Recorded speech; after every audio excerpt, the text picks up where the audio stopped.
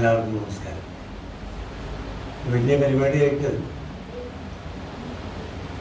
കാണേണ്ട പരിപാടിയാണ്, പക്ഷെ ഞാൻ അതൊരു പരിപാടിക്ക് ചോദിച്ച ഒരാളായിട്ട് എനിക്ക് തോന്നിയില്ല. ഇന്ന് നല്ല കാര്യങ്ങളൊക്കെ പറഞ്ഞുകൊണ്ട് ഇതിന് ഒരുപാട് നല്ല കാര്യങ്ങളൊക്കെ പറഞ്ഞിട്ട് സന്തോഷമായി. ഞാൻ സിനിമയുമായിട്ട് യാതൊരു ബന്ധമില്ലായിരുന്ന ഒരാളാണ്. ഒരു കാരണവശാലും സിനിമ നന്നായി വരുമെന്ന് പ്രതീക്ഷയുണ്ടായിരുന്നില്ല. കാരണം നമുക്ക് പ്രതീക്ഷിക്കണമെങ്കിൽ നമ്മൾ റീച്ചിൽ ഉണ്ടാവുമെന്ന് തോന്നണമല്ലോ. സിനിമാ കാലത്ത് എൻ്റെ റീച്ചിലായിരുന്നില്ല. സിനിമാ നടന്മാരാരും കണ്ടിട്ടില്ല. സിനിമ വല്ലപ്പോഴും കാണാനുള്ള ചാൻസ് കിട്ടിയിട്ടില്ല. അപ്പം അതുകൊണ്ട് തന്നെ എൻ്റെ മനസ്സിൽ ഞാൻ തുടങ്ങുന്നത് എൻ്റെ ഒരു സ്റ്റേജ് തുടങ്ങി. മൂർക്കനിക്കര എന്ന പ്രദേശത്ത് ഗോവിന്ദരത്തച്ഛൻ, അച്ഛൻ, കല്യാണി, അമ്മ, അവിടെ നിന്ന് മൂന്നാമത്തെ മകനായിട്ടാണ് ഞാൻ ജനിച്ചത്. എൻ്റെ മുൻവശത്ത് ഒരു ജ്യേഷ്ഠനുണ്ട്, ഒരു ചേച്ചി, മറ്റേ വശത്ത് ഒരു അനിയൻ. ഞാൻ നടുക്കിലാണ്. അപ്പോൾ മൂർക്കനിക്കര എന്ന പ്രദേശത്ത് ചെറിയൊരു പ്രൈമറി സ്കൂളിൽ ഞാൻ പഠിക്കുന്ന കാലത്ത് ആദ്യമായിട്ട് എൻ്റെ സ്റ്റേജ് എന്ന് പറയുന്നത് പെൺകുട്ടിയുടെ വേഷം കെട്ടി മനഡോലെ മേലെ മനഡോലെ എന്ന് പറയുന്ന പഴയ ഹിന്ദി പാട്ടിനനുസൃതമായിട്ട് നൃത്തം ചവിട്ടിട്ടാണ് എൻ്റെ ആദ്യത്തെ സ്റ്റേജ്. അപ്പോൾ നിങ്ങൾക്ക് തമാശ ഒന്നും ഈ താടിമൂടിയാണ് ഇല്ല. അന്ന് ഞാൻ നല്ല ഭംഗിയുണ്ടാവും. അന്ന് തുടങ്ങിയതാണ് എൻ്റെ കലാപരിപാടികൾ. പിന്നെ അവിടുന്ന് സ്കൂൾ കാലങ്ങളിൽ മുഴുവൻ പ്രസംഗങ്ങളൊക്കെ ആയിട്ട് ഇവിടെ നടക്കും. ബാലയന സഖ്യം പ്രസംഗം അങ്ങനെയൊക്കെ കൊണ്ട് നടന്നിരുന്ന കാലഘട്ടമുണ്ടായിരുന്നു. അങ്ങനെ ഈ നാട്ടിൻപുറത്ത് ഗ്രാമീണ വായനശാലയുടെ വാർഷികം വരുന്ന സമയത്ത് പരിപാടി അവതരിപ്പിക്കുമ്പോൾ നാടകത്തിൽ അഭിനയിക്കാൻ പറ്റിയ കുട്ടികളാരാന്ന് അന്വേഷിക്കുമ്പോൾ ഈ സ്കൂളിൻ്റെ അകത്ത് ഇങ്ങനെ സ്റ്റേജിൽ കയറിയ ഒരു കുട്ടിയെന്ന നിലയ്ക്ക് എനിക്ക് ചാൻസ് കിട്ടിയിരുന്നതിന് അഭിനയിക്കാൻ. പിന്നെ മാത്രമല്ല, അന്നെങ്ങനെയാണ് മൂർക്കനിക്കര പ്രദേശം മുഴുവൻ വളരെ സാമ്പത്തികമായിട്ട് വളരെ നല്ല സ്ഥിതിയിലുള്ള പ്രദേശം തന്നെയാണ്. പക്ഷെ എൻ്റെ അച്ഛനൊരു സ്കൂൾ മാഷായിരുന്നുകൊണ്ടും വീട്ടിൽ 3 പ്രാവശ്യവും ഭക്ഷണം കഴിക്കാനുള്ള സൗകര്യമുള്ള കുടുംബത്താണ് ഞാൻ ജനിച്ചത് എന്നുള്ളതുകൊണ്ടും സ്കൂളിൽ ചെല്ലുമ്പോൾ സാധാരണ എനിക്ക് ഒരു പരിഗണന നമുക്ക് കിട്ടും. മാഷമനാണ് നോക്കാറ്. എൻ്റെ പോലെ പറഞ്ഞത് സാധനമായിട്ട് കുട്ടികളാണ്. അപ്പം എപ്പോഴും നോട്ടം ഇപ്പോഴത്തെ പോലെ തന്നെ പണ്ടും സാമ്പത്തികമായിട്ട് കരക്കേടില്ലാത്ത കുടുംബത്തിൽ നിന്നുള്ള കുട്ടികളുടെ ഒരു നോട്ടം പ്രത്യേകിച്ച് ഉണ്ടാവും. അങ്ങനെയാണ് മൂർക്കനിക്കര എന്ന പ്രദേശത്ത് നാടകത്തിൽ അഭിനയിക്കാനുള്ള ചാൻസ് എനിക്ക് കിട്ടാനുള്ള കാരണം മറ്റ് അനവധി കുട്ടികളുണ്ടെങ്കിലും ആ കുട്ടികളൊക്കെ വളരെ കഷ്ടപ്പെട്ട് ജീവിക്കുന്ന കുടുംബത്തെ കുട്ടികളായതുകൊണ്ട് ഇത് മാഷയുടെ മകനായതുകൊണ്ടും ഞാൻ സ്കൂളിൽ ഡാൻസ് ചെയ്തു എന്നുള്ള കാരണം കൊണ്ടും എനിക്കാണ് ചാൻസ് കിട്ടുന്നത്. അങ്ങനെയാണ് ഞാൻ അഭിനയത്തിൻ്റെ അകത്തേക്ക് തുടങ്ങുന്നത്. മൂർക്കനിക്കര ഗവൺമെൻറ് സ്കൂളിൽ സ്റ്റേജിൽ നിന്ന് തുടങ്ങിയതാണ്. അത് കഴിഞ്ഞ് പിന്നെ മറ്റേ SSLC ഒക്കെ വരുന്ന സമയത്ത് ഞാനിവിടെ സെൻറ്റ് തോമസ് സ്കൂളിൽ വന്നു. നേരെ സെൻറ്റ് തോമസ് കോളേജിലേക്ക് വന്നു. അപ്പോഴൊന്നും എന്നെ സംബന്ധിച്ചിടത്തോളം നമ്മൾ നാടകത്തിലോ മറ്റു കാര്യങ്ങളോ പങ്കെടുക്കാനുള്ള ഒരു ചാൻസും എനിക്ക് കിട്ടിയിട്ടില്ല. കാര്യം എന്താ വെച്ചാൽ ഞാൻ വരുന്ന മൂർക്കനിക്കരയാണ്. ഇവിടുത്തെ വാർഷികം വരുന്ന സമയത്ത് വൈകുന്നേരം വന്ന് വാർഷികത്തിൻ്റെ കാര്യങ്ങളൊക്കെ കഴിഞ്ഞ് തിരിച്ച് മൂർക്കനിക്കരയ്ക്ക് പോകാൻ പറ്റില്ല. അപ്പോൾ അവിടെ ഒരു പരിപാടിയും ഞാൻ പങ്കെടുക്കാറില്ല. അതിൻ്റെ ക്ഷീണം മുഴുവൻ തീർത്തത് അവിടെ നിന്ന് ഞാൻ തൃശ്ശൂർ എഞ്ചിനീയറിംഗ് കോളേജിൽ പോയി ജോയിൻ ചെയ്തപ്പോഴാണ് ഈ നഷ്ടപ്പെട്ടു പോയുള്ള സർവ്വതും തിരിച്ചെടുക്കാനുള്ള സന്ദർഭം എനിക്ക് കിട്ടിയത്. തൃശ്ശൂർ എഞ്ചിനീയറിംഗ് കോളേജ് ജോയിൻ ചെയ്ത് അവിടുത്തെ ഹോസ്റ്റലിൽ താമസം തുടങ്ങിയപ്പോഴാണ്. അപ്പം ശരിക്കും പറഞ്ഞു കഴിഞ്ഞാൽ നാടകത്തിൻ്റെ തുടക്കം അവിടുന്ന്. മറ്റു സ്ഥലത്തൊക്കെ ചെറുതായിട്ട് തുടങ്ങിയെങ്കിലും തൃശ്ശൂർ എഞ്ചിനീയറിംഗ് കോളേജിൽ ഞാൻ എത്തി. അവിടുന്ന് ഫൈൻ ആർട്സ് ക്ലബിൻ്റെ സെക്രട്ടറിയായി സെക്കൻഡ് ഇയർ. ഫസ്റ്റ് ഇയർ ഒരു സ്ഥലത്ത് അത്ര ഉറപ്പില്ല, കാരണം റാഗിങ്ങുള്ള പീരീഡായതുകൊണ്ട് എന്തെങ്കിലും ഒരു പരിപാടിക്ക് ചെന്ന് കഴിഞ്ഞാൽ റാഗ് ചെയ്ത് പുറത്താക്കി വിടും. അപ്പോൾ അതുകൊണ്ട് അത് ചെയ്യാൻ പറ്റില്ല. സെക്കൻഡ് ഇയർ പറഞ്ഞപ്പോൾ ഞങ്ങൾ പ്രമാണിമാരായി. അപ്പം എന്താ വെച്ചാൽ അടുത്ത നാടകത്തിന് അഭിനയിക്കാനുള്ള ചാൻസുകൾ കിട്ടി. അങ്ങനെ വയനാട് സെക്രട്ടറി ആയി. അങ്ങനെ എല്ലാം കൊണ്ടും എനിക്ക് പരിപാടിയിൽ അങ്ങനെ വല്ലതും ഉണ്ടാവാറുണ്ട്. അപ്പോൾ അവിടെ പഠിച്ചുകൊണ്ടിരിക്കുമ്പോഴാണ് ഇങ്ങനൊരു നാടകം അഭിനയിക്കുന്നു എന്ന് മനസ്സിലാക്കിയിട്ടാണ് വെള്ളപ്പൂച്ച എന്ന് പറയുന്ന ഒരു നാടകത്തിൽ അഭിനയിക്കാൻ വേണ്ടിയിട്ട് പുറത്തൊരു നാടകത്തിൽ അഭിനയിക്കാൻ വേണ്ടി എന്നെ വിളിക്കുന്നത്. അങ്ങനെയാണ്. അപ്പോൾ കോളേജിൽ പഠിപ്പും വെള്ളപ്പൂച്ച എന്ന് പറയുന്ന നാടകം ഒരു പ്രൊഫഷണൽ നാടകമായിട്ട് അഭിനയിച്ചതാണ്. അതിൽ അഭിനയം കൂടി ഞാനിങ്ങനെ നാടകമായിട്ട് പോയിക്കൊണ്ടിരിക്കുന്ന സമയത്താണ് അടുത്തൊരു മോഹം എന്ന് പറയുന്നത് തൃശ്ശൂർ എഞ്ചിനീയറിംഗ് കോളേജിൻ്റെ അകത്ത് നിന്ന് കയറുമ്പോഴും പുറത്തിറങ്ങുമ്പോഴും കാണുന്നത് ഓൾ ഇന്ത്യ റേഡിയോൻ്റെ ആൻ്റണിയാണ്. അത് കാണുമ്പോഴാണ് എനിക്കൊരു മോഹം എന്താ വെച്ചാൽ അടുത്തതായിട്ട് ഇനി എൻ്റെ ശബ്ദമൊന്നും ഈ റേഡിയോയിൽ ഒന്ന് കേട്ടാൽ തിരക്കില്ല. അത്രയും ഉദ്ദേശിച്ചുള്ളൂ. മറ്റൊക്കെ ചിലപ്പോൾ വന്ന് ചാടുന്നതാണ് പലപ്പോഴും. അങ്ങനെയാണ് ഞാനങ്ങനെ MGR ഒന്നുമില്ല, കൊച്ചുപയ്യനാണ്. അപ്പോൾ അന്ന് ഞാൻ തൃശ്ശൂർ എഞ്ചിനീയറിംഗ് കോളേജിൽ നടക്കാൻ പോകുന്നൊരു പരിപാടിയുണ്ട്. ചുമ്മാ പുറത്തോളം പറഞ്ഞ് സമയം കളയാൻ വേണ്ടിയിട്ടൊക്കെ പോകുന്നു. വിമല കോളേജൊക്കെ അവിടെ ഉണ്ടല്ലോ. അപ്പോൾ അതിന് മുമ്പിലൊക്കെ പോകാനുള്ള സൗകര്യത്തിന് വേണ്ടി പോകുന്നു. പക്ഷെ എനിക്ക് അവിടെ ഭയങ്കര ഒരു ലിമിറ്റേഷൻ ഉണ്ട്. അവിടെ ഒരു വരവിട്ട് കടക്കാൻ പറ്റില്ല. കാരണം എനിക്ക് അന്നേ പ്രണയമുണ്ട്.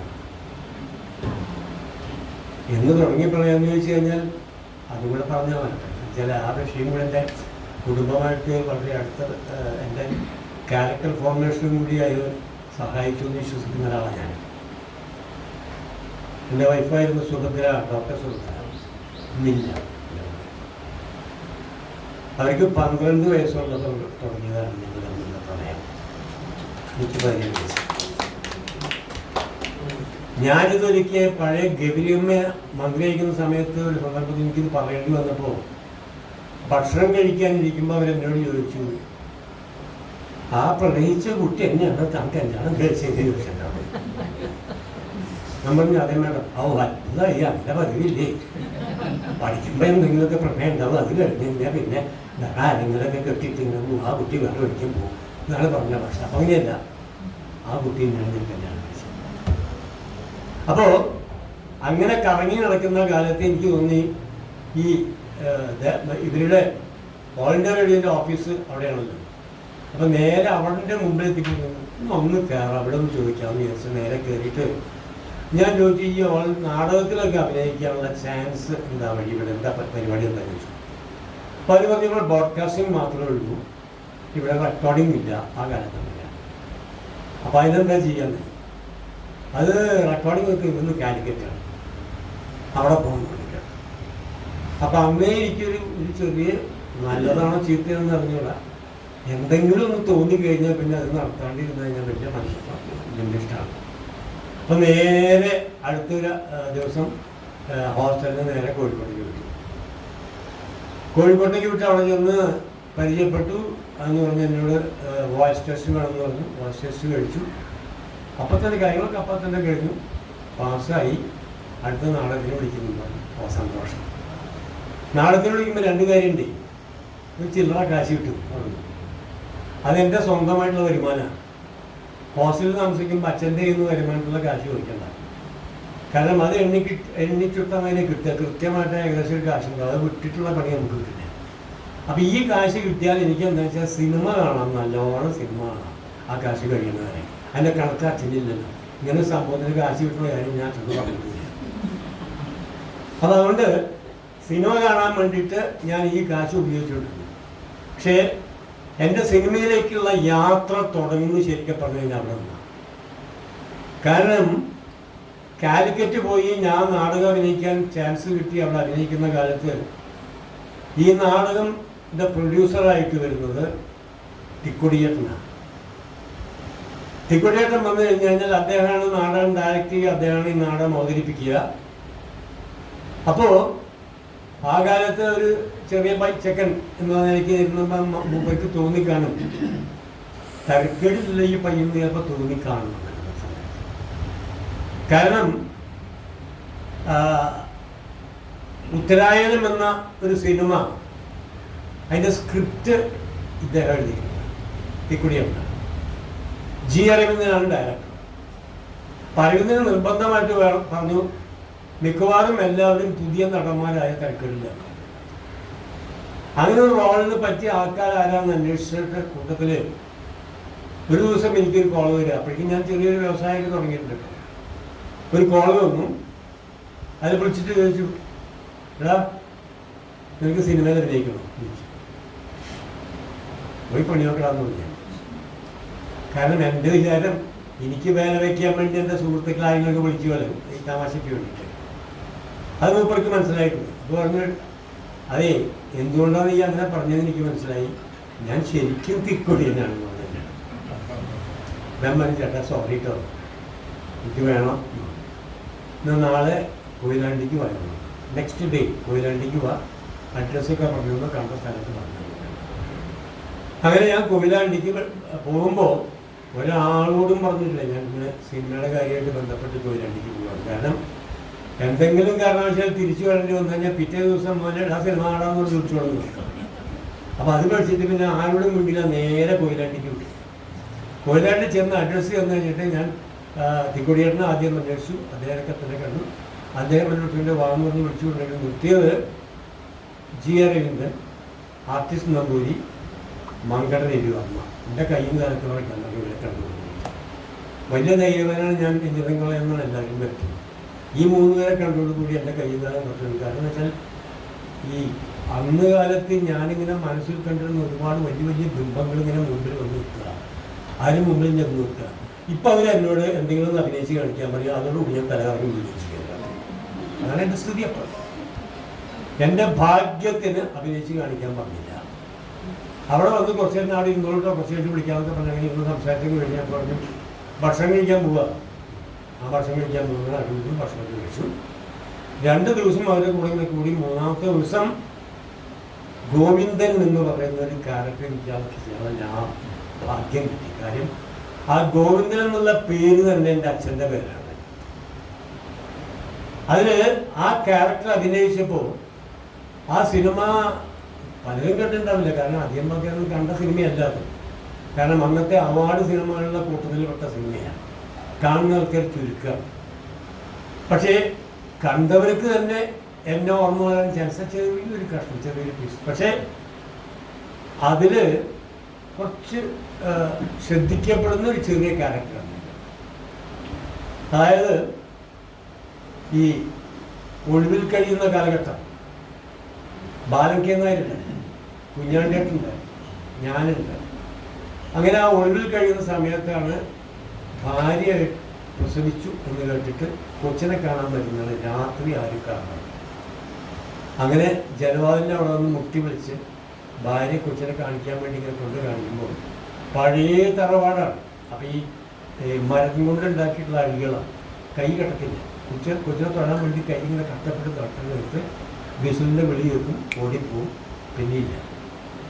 പിന്നെ കാണുന്നത് ശാന്താദേവി എൻ്റെ ഭാര്യയുടെ അമ്മയായിട്ട് അഭിനയിക്കുന്നു. കാലത്ത് ശാന്താദേവി വന്ന് വാല് വളർത്തുമ്പോൾ കാണുന്നത് മുറ്റത്ത് പോലീസുകാർ തല്ലുകൊണ്ട് മരിച്ച് മുഖത്ത് ഉറുമ്പൊക്കെ അരിച്ച് കൊടുക്കുന്ന ഒരു ക്യാരക്ടർ. അപ്പം ആ സമയത്ത് ഈ ചെറിയ കൊച്ചിൻ്റെ എന്ന് പറഞ്ഞ ശബ്ദം മാറ്റുന്നു. അച്ഛനിവിടെ മരിച്ചു കിടക്കുന്നു. ആ സമയത്ത് ഈ ചെറിയ കൊച്ചിൻ്റെ കരച്ചിലും എന്നത് കേൾക്കുമ്പോൾ ആൾക്കാർക്ക് പെട്ടെന്ന് ആ ഒരു സീന് ഓർമ്മ വരാൻ ചാൻസ് ഉണ്ട്. അതാണ് എനിക്ക് കിട്ടിയൊരു വലിയ ഭാഗ്യം.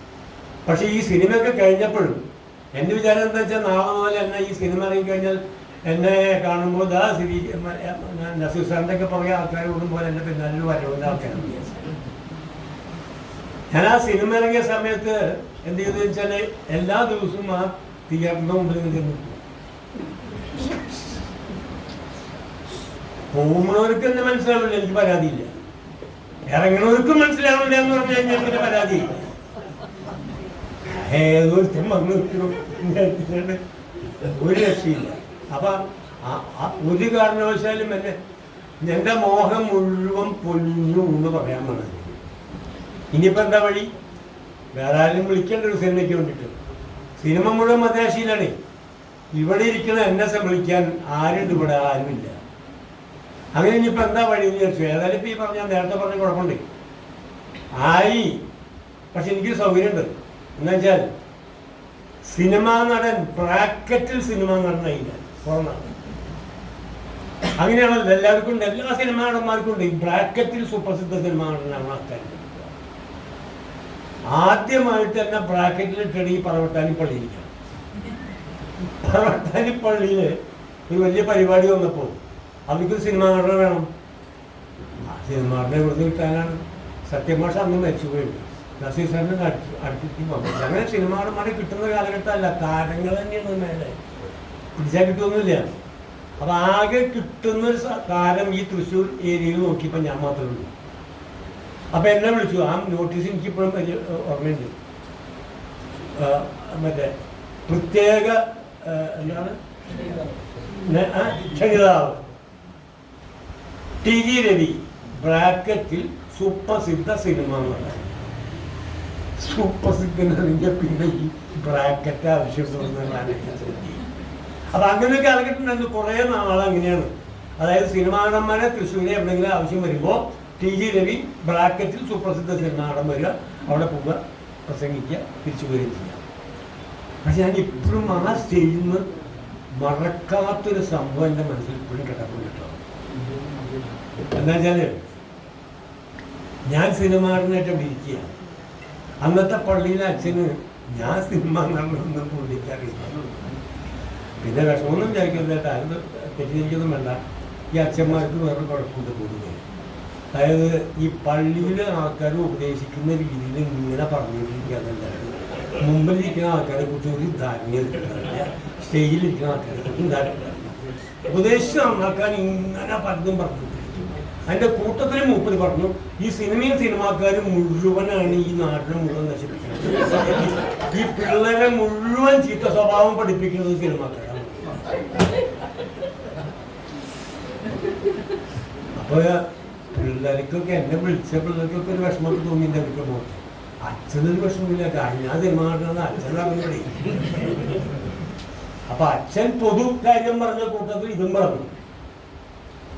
അപ്പൊ ഞാൻ വിചാരിച്ചു എനിക്ക് കിട്ടി തിരിച്ച് കൊടുക്കണം, അല്ലാണ്ട് നമ്മളെ മനസ്സിൽ വെച്ചുകൊണ്ടിരിക്കുന്ന സുഖമില്ലോ. അപ്പൊ എൻ്റെ സന്ദർഭം വന്നപ്പോ ഞാൻ പറഞ്ഞേ, ഞാനിപ്പോ അന്ന് കാലത്ത് ഈ നമ്മൾ നിങ്ങളുടെ മുമ്പിൽ ഞാൻ ഇപ്പോൾ നിൽക്കുന്നത് ബുദ്ധിരോഗം പിടിപ്പെട്ടൊരു മനുഷ്യൻ്റെ കൂട്ടത്തിൽ നാണം കെട്ടി നിൽക്കുന്നത് സിനിമാക്കാരനായിരുന്നു. അച്ഛൻ പറഞ്ഞു കേട്ടില്ല നിങ്ങൾ. അപ്പോ എൻ്റെ ഒരു സിനിമ കഴിഞ്ഞിട്ടുള്ളൂ. സീമയുടെ കൂടെ ഞാനൊരു ബെഡ്റൂം സീൻ അഭിനയിക്കാമെന്ന് വിചാരിക്കാൻ പോകും. കാരണം സീമ ഞാൻ കണ്ടിട്ട് പോലില്ല ഈ സീമ കേട്ടോ, മോഹമല്ലേ അത്. അപ്പൊ സീമ അന്ന് ഏറ്റവും വലിയ എല്ലാവരും അറിയുന്ന താരമാണ് സീമ. അപ്പൊ സീമയുടെ കൂടുതൽ ഒരു ബെഡ്റൂം സീൻ അഭിനയിക്കുന്ന സമയത്ത് ഒരു ക്യാമറമാൻ, അയാളുടെ അസിസ്റ്റന്റ്, ഒരു 4-5 പേര് ക്യാമറ സൈഡിലുണ്ടാവും. അന്ന് മുഖത്തേക്ക് ലൈറ്റ് കണ്ടമാനം അടിക്കുന്ന പീരീഡാണ്. ആ സമയത്ത് ഒരുപാട് ലൈറ്റുകൾ ഉണ്ടാവും. അതിൻ്റെ പിന്നാലെ ഒരു 10-15 ബോയ്സ് ഉണ്ടാവും. ചുരുക്കി പറഞ്ഞു കഴിഞ്ഞാൽ ചെറിയ റൂമിൻ്റെ അകത്ത് 10-30 ആൾക്കാരുണ്ടാവും. അപ്പോൾ ഞാൻ പറഞ്ഞു, അങ്ങനെ ഞാനും സീമയും കൂടി ബെഡ്റൂം സീൻ അഭിനയിക്കുമ്പോൾ അഭിനയത്തിൻ്റെ രീതി എന്നല്ലാതെ അതിൻ്റെ അപ്പുറം വേറെ ഒന്നും വരാനുള്ള ചാൻസ് ഇല്ല. അവിടെ വേറെ ഒരു വികാരം ഉണ്ടാവില്ല, അഭിനയം മാത്രമാണ്. ഇതൊക്കെ ഇങ്ങനെ മുഖത്ത് നോക്കിയിരിക്കില്ല, ക്യാമറ ഇങ്ങനെ വെച്ചിട്ട്. പക്ഷേ ഒരു സ്ഥലം എൻ്റെ മനസ്സിലുണ്ട്. ഒരു പുരുഷനും ഒരു സ്ത്രീയും ഇരുന്ന് സ്ത്രീ ചെയ്ത അബദ്ധങ്ങളെ കുറിച്ച് വിളിച്ചു പറയുന്ന ഒരു സ്ഥലം ഉണ്ടല്ലോ നമ്മുടെ നാട്ടില്. അവിടെ അല്ലേ ഇതിന് കൂടുതൽ ചാൻസ് ചോദിച്ചു. പിള്ളേരൊക്കെ ഭയങ്കര കയ്യടി. അച്ഛനപ്പോഴും മനസ്സിലായില്ല, അച്ഛനൊരു പിടിയും കിട്ടിയില്ല. എങ്ങനെയും കയ്യടിക്കണമെന്നാണ് അച്ഛൻ പറഞ്ഞത്. അങ്ങനെയാണ് എൻ്റെ തുടക്കട്ടോ. തുടങ്ങിക്കഴിഞ്ഞിട്ട് നോക്കിയപ്പോൾ എന്താ, പിന്നൊരു മോഹം എന്താ, ഇനിയിപ്പോ പേര് കിട്ടിപ്പോയി, അച്ചടിച്ചു, പിന്നെ രക്ഷയില്ല. അപ്പൊ പിന്നെന്താ ചെയ്യാ, ചെറിയ വ്യവസായമൊക്കെ ഉണ്ടായിരുന്നു. കാശൊക്കെ കൂട്ടിപ്പോയി നമുക്കൊരു സിനിമയിൽ ടിക്കാൻ തീരുമാനിച്ചില്ല. അല്ലാണ്ട് ഈ വിളിക്കാൻ ആളല്ലാണ്ട് വേറെ വഴി. അങ്ങനെ തപ്പിപ്പിടിച്ച് ജി ഗോപാലകൃഷ്ണൻ സീനിലേക്ക് വരുന്നത് അപ്പം അങ്ങനെയാണ്. കാരണം ഗോപാലകൃഷ്ണൻ എന്ന എഞ്ചിനീയറിംഗ് കോളേജിലെ ജിയോളജി പ്രൊഫസറാണ് തൃശ്ശൂർ കോളേജ്. പക്ഷെ ഞാൻ പോകുന്നതിന് ശേഷം വന്ന ആളാണ്. പക്ഷെ ഇങ്ങനെ എഴുതിയ നാടകങ്ങൾ മുഴുവൻ കോളേജിൽ അവതരിപ്പിക്കുമ്പോൾ പണ്ട് കാലത്ത് ഇങ്ങനൊരു പുലി ഇവിടെ ഉണ്ടായിരുന്നു എന്ന് പറഞ്ഞിട്ട് എന്നെ വിളിച്ച് സംവിധാനത്തെ വിളിക്കാറുണ്ട്. അങ്ങനെ ഞാൻ അവിടെ സംവിധായകൻ്റെ വേഷം കിട്ടുന്ന പുലിയായിട്ട് പോകാറുണ്ട്. അങ്ങനെയാണ് ഗോപാലകൃഷ്ണനായിട്ടുള്ള ബന്ധം തുടങ്ങുന്നത്. അപ്പോൾ ഗോപാലകൃഷ്ണൻ ഞാൻ ചോദിച്ചു, ഗോപാലകൃഷ്ണൻ തനിക്ക് ഈ സിനിമാക്കാരായിട്ട് വല്ല ആൾക്കാരെയും പരിചയമുണ്ടോ എന്ന് ചോദിച്ചു. അപ്പോൾ ഗോപാലകൃഷ്ണൻ ആകെ പരിചയമുള്ളത് AM തമ്പി എന്ന് പറഞ്ഞ കൊല്ലത്തിൽ വരുന്ന നിശാഗന്ധി എന്ന് പറഞ്ഞ സിനിമയൊക്കെ എടുത്ത് അയാൾ പൊളിഞ്ഞ് പാളിസായി ഒരു പടമില്ലാതെ ഇരിക്കുന്ന AM തമ്പി എന്ന് പറഞ്ഞ അയാൾ കാണുന്നില്ല. നമുക്ക് ആകെ പരിചയം അങ്ങനെ ഞങ്ങൾക്ക് രണ്ടും കൂടി നേരെ AM തമ്പിയിലേക്ക് പോയി. അപ്പോൾ AM തമ്പി പിന്നെ നമുക്ക് സിനിമ എടുക്കാനോ കുഴപ്പമില്ല, ഒരു കഥയുണ്ട് എന്ന് പറഞ്ഞു. ആ കഥയൊക്കെ എടുത്തു കൊണ്ടുവന്ന് എല്ലാം നോക്കിക്കഴിഞ്ഞിട്ട് G. ഗോപാലകൃഷ്ണൻ എൻ്റെ സ്ക്രിപ്റ്റ് ഉണ്ടാക്കി.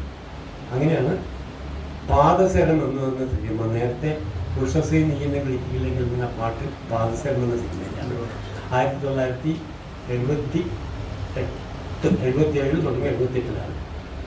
75-ലാണ് ഞാൻ ഉത്തരായത്തിൽ അഭിനയിക്കുന്നത്. അപ്പം 3 കൊല്ലം എന്ത് വേണമെന്ന് ഞാൻ ആലോചിച്ച് നടന്നൊന്നും മനസ്സിലായില്ല. 3 കൊല്ലം കൊണ്ട് പ്ലാൻ ചെയ്താണ് പങ്കെടുക്കാൻ. അതാണ് പാദസരം. ആ പാദസരം എടുക്കുമ്പോൾ എൻ്റെ മനസ്സിൽ ഈ നാടകങ്ങൾ ഇങ്ങനെ ഇരിക്കുകയാണല്ലോ. ഒരുപാട് മറ്റേ ചില പ്രിൻസിപ്പിൾസൊക്കെ കൊണ്ട് നടക്കുന്നൊരു വിദ്വാനാണ് ഞാൻ ആ സമയത്തൊക്കെ. അപ്പോൾ ഇടയ്ക്ക് വെച്ചിട്ട് ഞാൻ ഈ പാദസരം എന്ന് പറഞ്ഞ സിനിമയിൽ അഭിനയിച്ചു. അതിൻ്റെ അകത്ത് ഞാൻ എനിക്ക് വേണ്ടി പാടിയ പാട്ടാണല്ലോ പാട്ട്, ശോഭ ഹീറോയിൻ. അതിൻ്റെ അകത്ത് അങ്ങനെ വലിയ PJ ആൻ്റണി. അപ്പം എൻ്റെ മോഹമായിരുന്നു 2 കൂട്ടരും കൂടി എനിക്ക് അഭിനയിക്കണം. ഒന്ന് PJ ആൻ്റണി, മറ്റൊന്ന് കൊട്ടാരക്കര ശ്രീധരൻ നായർ. അങ്ങനെ കൊട്ടാരക്കര ശ്രീധരൻ നായരും PJ ആൻ്റണിയും ആ സിനിമയിൽ വിളിച്ചു. അങ്ങനെ അഭിനയിക്കാൻ വിളിച്ച കൂട്ടത്തിൽ PJ ആൻ്റണിയുടെ അദ്ദേഹത്തിൻ്റെ കൂടെ അഭിനയിക്കാൻ സീൻ വിളിച്ചപ്പോൾ തന്നെ എനിക്ക് സ്വല്പം പേടിയുണ്ട്. കാരണം വെച്ചാൽ ഇദ്ദേഹത്തിനെ കുറിച്ച് എനിക്ക് നല്ല വിവരമുണ്ട്, നല്ല അറിവുണ്ട് അതിനെക്കുറിച്ച്. കാരണം മോശം എന്ന് പറഞ്ഞു കഴിഞ്ഞാൽ പിന്നെ എന്താ വയന്ന് വരികയെന്ന് അറിയില്ല. ആ മരുന്ന കാര്യങ്ങൾ അറിയില്ല. നീ നിനക്ക് ഇതിൽ പറ്റില്ല, പോയി പണിയോട്ടാന്ന് വിളിക്കാൻ. കാര്യം മോഹത്തിൽ വിളിച്ചെങ്കിലും അഭിനയിക്കാൻ നേരത്തെ ഇങ്ങനൊരു ഭയം എൻ്റെ മനസ്സിലുണ്ടായിരുന്നു. അവസാനം അഭിനയിച്ചു കഴിഞ്ഞ് ഞാൻ സീൻ അഭിനയിച്ചു. ഞാൻ അദ്ദേഹം കൂടെ അഭിനയിച്ചു കഴിഞ്ഞു. ഒന്നും മിണ്ടിയില്ല. ഞാൻ സ്ഥലത്തിരിക്കുമ്പോൾ പ്രൊഡ്യൂസറെ ഒന്നെങ്കിലും വരിക ഉറപ്പായി ഇപ്പം കിട്ടിയെന്തെങ്കിലും ഒന്ന് ഉറപ്പായിട്ട് കിട്ടുന്നു. നേരത്തെ ചെന്നു. ഈ കയ്യിൽ കാശുള്ളവന്മാർ മറ്റുള്ളവരുടെ മുമ്പിൽ പ്രമാണിയാവാൻ വേണ്ടിയിട്ട് പതുക്കെ ആയിട്ടുള്ളൂ. നേരത്തെ വേഗം പറഞ്ഞാൽ മതി, പതുക്കെ. അപ്പം എൻ്റെ പ്രഷർ ഇങ്ങനെ കൂട്ടി വരിക. ഈ അവസാനം വരുന്നത് എന്താണെന്ന് അറിയാൻ വേണ്ടി സിനിമ എടുക്കും. മാത്രമല്ല അതിലൊന്ന് അഭിനയിക്കുകയും ചെയ്യും. നല്ല നാട്ടുകാരുടെ മുമ്പിൽ പ്രമാണിയാവാൻ പറ്റുള്ളൂ. തന്നെ ഞാൻ ആ കൂട്ടത്തിൽ ഞാൻ കൂട്ടിയിരുന്നത് എന്ന് പറഞ്ഞ വരെ ഞാൻ തലകറങ്ങി വീഴുന്നുള്ളവരെയാണ് നിൽക്കണത് ഇരുന്നത്. പക്ഷേ അഭിനയിച്ചപ്പോൾ മനസ്സിലായുള്ളൂ താനൊരു ആർട്ടിസ്റ്റായിട്ടൊന്നും. എനിക്ക് ആദ്യത്തെ അവാർഡാണ് ഫസ്റ്റ് ആദ്യം കിട്ടുന്ന അവാർഡ്. പക്ഷേ എനിക്ക് വലിയ സങ്കടം എന്താ വെച്ചാൽ അത് കഴിഞ്ഞിട്ട് പിന്നെയും ആ പാദസരം ഇറങ്ങി കഴിഞ്ഞപ്പോഴും ഈ റിയാലിറ്റി എന്നൊക്കെ പറഞ്ഞിട്ട് ചില പരിപാടി നമ്മുടെ മനസ്സിലന്ന് സിനിമയെക്കുറിച്ചൊക്കെ പറയുമ്പോഴുണ്ടായിരുന്നു. അപ്പം ഞാൻ ജോസാണ്, ഞങ്ങളുടെ ഒരു ഈക്വൽ റോൾസാണ്. അപ്പം ഈ ജോസ് ഞാനും കൂടെ അടിപിടി പോകുന്നില്ല. ഞാനും ഗോപാലകൃഷ്ണൻ തീരുമാനിച്ചു അടിക്ക് ഡുബും ശബ്ദമൊന്നും അതിൻ്റെ ആവശ്യമില്ല തീരുമാനിച്ചു. ഒരാവശ്യമില്ല. പടം ഇറങ്ങിയിട്ട് നോക്കിയപ്പോൾ എന്താണ് ശബ്ദം, നിങ്ങൾ വിട്ടുപോയതാണോ മറന്നതാണോ ശബ്ദമാണ് ചോദിച്ചു. തല്ലിവിടുമ്പോൾ ഇട്ടിക്കൊക്കെ ചെയ്യുമ്പോൾ ശബ്ദം ഉണ്ടാവും ചോദിച്ചു. അപ്പോൾ സങ്കടം വരുമ്പോൾ ആരായാലും വയലിൻ വായിച്ചെന്ന് എന്നോട് ചോദിക്കാൻ അതുണ്ട്. പാട്ട് ഇതൊക്കെ എന്താ ആവശ്യം ചോദിച്ചു. ഒന്നും മിണ്ടിയില്ല. അപ്പോൾ ആ പടം അസ്വലമാണ്. പക്ഷേ 3-ാമത്തെ ദിവസം നോക്കി പുറത്തു വെച്ചു. ബ്ലാക്ക് ആൻഡ് വൈറ്റ് ആണ്. കാരണം ഒരുവിധം കുറച്ച് വ്യത്യസ്തപ്പെട്ട സിനിമയാണിത്. ആ സിനിമ കാണാൻ മോഹിക്കുന്ന ആൾക്കാരെ തൊട്ടപ്പുറത്ത് MTയുടെ ബന്ധനം. അപ്പം MTയുടെ പടം കാണാൻ അങ്ങോട്ട് പോകും. ഞാൻ അഭിനയിച്ച പടം കാണാൻ ഇങ്ങോട്ട് വരും. ആ തരത്തിലുള്ള സിനിമ കണ്ടാലും കൂടെ അങ്ങോട്ട് പോയി ഈ പടം പൊട്ടി 3-ാമത്തെ ദിവസം പൊട്ടിട്ടു. അങ്ങനെ പൊളിഞ്ഞു പടം ഇറക്കിയ കാശ് മുഴുവൻ പോക്ക് പറ്റില്ല. അടുത്തൊരു പടം കൂടി എടുക്കാൻ തീരുമാനിച്ചു. എന്തെങ്കിലും ഒന്ന് തീരുമാനിക്കണമല്ലോ, ഇതിലെ അങ്ങനെ നീങ്ങണം. അതാണ് ചോര ചുവന്ന ചോര എന്നുള്ള സിനിമ. അപ്പൊ അതിൽ എനിക്ക് ഏറ്റവും ഇഷ്ടപ്പെട്ട, ഞാൻ ആരാധിക്കുന്ന നടനാണ് സത്യൻ. അപ്പൊ ഞാൻ നിർബന്ധമായിട്ട്, എൻ്റെ കാശല്ലേ, അപ്പൊ ഞാൻ പറഞ്ഞു എനിക്ക് നിർബന്ധമായിട്ട് സത്യൻ ചെമ്മീനിൽ വെച്ച വിഗ് എനിക്ക് വന്നില്ല. അപ്പൊ ഞാൻ സത്യനാവൂല. അങ്ങനെ ആ തരത്തിൽ വിഗൊക്കെ വെച്ച് ഞാൻ ചോര ചുവന്ന സിനിമ അഭിനയിച്ചു. കളറാണ് അതിൻ്റെ അകത്ത്. അതോടുകൂടി ഈ ഹോട്ടലിലെ ബോയ്സ് ഭക്ഷണം കഴിക്കാൻ ചെന്ന് കഴിഞ്ഞാൽ സാറല്ലേ ഈ ചോരയിലുണ്ടായിരുന്ന ആള് എന്ത് ചോദിക്കാൻ തുടങ്ങി. എൻ്റെ അമ്മയെ ഒരു പയ്യനായി ചോദിച്ചപ്പോൾ എനിക്ക് കേട്ടുള്ള സന്തോഷം കൊണ്ട് ഇരിക്കാൻ വയ്യെന്ന് മനസ്സിലായി. ഒരാളെന്നെ തിരിച്ചറിഞ്ഞല്ലോ. ഇത് എവിടെ ബാക്കി നിൽക്കൊന്നും അറിയില്ല. എന്നാൽ ഹോട്ടലിൽ വന്നു കഴിഞ്ഞാൽ പിള്ളേർ ചോദിക്കും സാറല്ലേ എന്ന് ചോദിക്കില്ല. അതായത് എന്താ സംശയം എന്നറിയും, ഈ ഹോട്ടൽ ബോയ്സിന് വ്യത്യാസമുണ്ട്. കാരണം അവരാണ് ഏറ്റവും ആദ്യം ഉണരുന്ന വിഭാഗം, അവരാണ് ഏറ്റവും അവസാനം കിടക്കുന്ന വിഭാഗം. സാധാരണ ചെറിയ ഹോട്ടലൊക്കെ, ഇന്നത്തെ വലിയ ഹോട്ടലൊന്നും അല്ല. അപ്പോൾ കൊതുകടി ഉണ്ടാവും ഭയങ്കരമായിട്ട്. ഇതൊക്കെ നല്ല കിടക്കാൻ സൗകര്യങ്ങളുണ്ടാവില്ല. ഈ കൊതുകടിയിൽ നിന്ന് ഒഴിവാകാൻ വേണ്ടിയിട്ട് എല്ലാ ദിവസവും സെക്കൻഡ് ഷോയിൽ പോയിരിക്കുന്നത്. അങ്ങനെയാണ് എൻ്റെ പടം ഉണ്ടാക്കിയത് ഈ മൂപ്പന്മാര്. അപ്പൊ ഒരുവിധം ഒരു സീനിൽ അഭിനയിച്ചാണെങ്കിലും, കാരണം കണ്ട സിനിമേന്റെ പിന്നെയും കാണും, ഈ കൊതുകുടി കൊള്ളാണ്ടിരിക്കാനാണ്. അങ്ങനെയാണ് എന്നെ ആദ്യമായിട്ട് സാറേ ഈ ചോര എന്നൊക്കെ പറഞ്ഞപ്പോൾ അതേ ചേട്ടാ ഞാൻ എന്നു എനിക്ക് അവന് എന്തെങ്കിലും ഒരു ഉമ്മ കൊടുത്താൽ കൊള്ളാമെന്ന് ഞാൻ അത്ര സമ്മതിച്ചു. ആ പടം കഷ്ടിച്ച് അതിൻ്റെ കാശ് കിട്ടി. അപ്പം എനിക്ക് മനസ്സിലായി നമ്മുടെ ഈ മനസ്സിലെ കാര്യങ്ങളൊക്കെ വെച്ച് നടന്ന് മനുഷ്യനാണ് നോക്കാൻ നടന്നു കഴിഞ്ഞാൽ സിനിമയിൽ നിന്ന് പോയ കാശ് കിട്ടില്ലെന്ന് ഉറപ്പായി. അപ്പോൾ തീരുമാനമായി. എൻ്റെ സുഹൃത്തുക്കൾ കൂടി ആലോചിച്ചു പറഞ്ഞു നമുക്കൊരു കൊമേഴ്സ്യലായിട്ട് കാശ് കിട്ടാവുന്ന സിനിമ എടുക്കണം, അതായത് കാശ് കിട്ടുന്നേ അതിന് വേണ്ടിയിട്ട്. അങ്ങനെ ആലോചിച്ച് നിങ്ങൾക്ക് പോയിട്ട് തപ്പിക്കഴിഞ്ഞാൽ എൻ്റെ പേരിൽ കാണണം കേട്ടോ, പ്രൊഡ്യൂസറിനാണ് ശിവൻകുന്നമ്പള്ളി എന്നാ കാണാം. അത് കാരണം എൻ്റെ നല്ല സുഹൃത്താണ്. എനിക്ക് ചെറിയ വ്യവസായം ഉണ്ടാകുന്നുണ്ട്. ഇനി താച്ചാരൻ്റെ പിന്നാലെ വരണ്ടാന്നുള്ള അവൻ്റെ പേര്. അങ്ങനെ അടുത്ത 3-ാമത്തെ സിനിമ ചാകര. അതില് ജയൻ, ശ്രീവിദ്യ, സുകുമാരൻ, പിന്നാരാ സീമ, പപ്പുവട്ടൻ, സർവ അന്നത്തെ സ്റ്റാർസ് മുഴുവനുണ്ട്. അവസാനം എല്ലാവർക്കും റോൾ എടുത്തപ്പോൾ എനിക്കുള്ള റോള് വില്ലൻ ക്യാരക്ടറാണ്. എനിക്കില്ല എന്ന് പറഞ്ഞപ്പോൾ ഞാൻ ഒരു പ്രശ്നമില്ലാന്നുണ്ട്. അങ്ങനെ വില്ലൻ ക്യാരക്ടർ ചെയ്തു, സ്വയം ഏറ്റെടുത്തതാണ് ഈ പരിപാടി. കാശും ചെറുതെടുത്ത് സ്വയം ഏറ്റെടുത്ത റോളാണ് ഈ. അത് കഴിഞ്ഞിട്ട് എന്നെ എല്ലാവരും കാണുമ്പോൾ വിളിക്കേണ്ട അലവലാതി അലവലാതി ഷാജി എന്ന് പറഞ്ഞ ക്യാരക്ടറാണ്.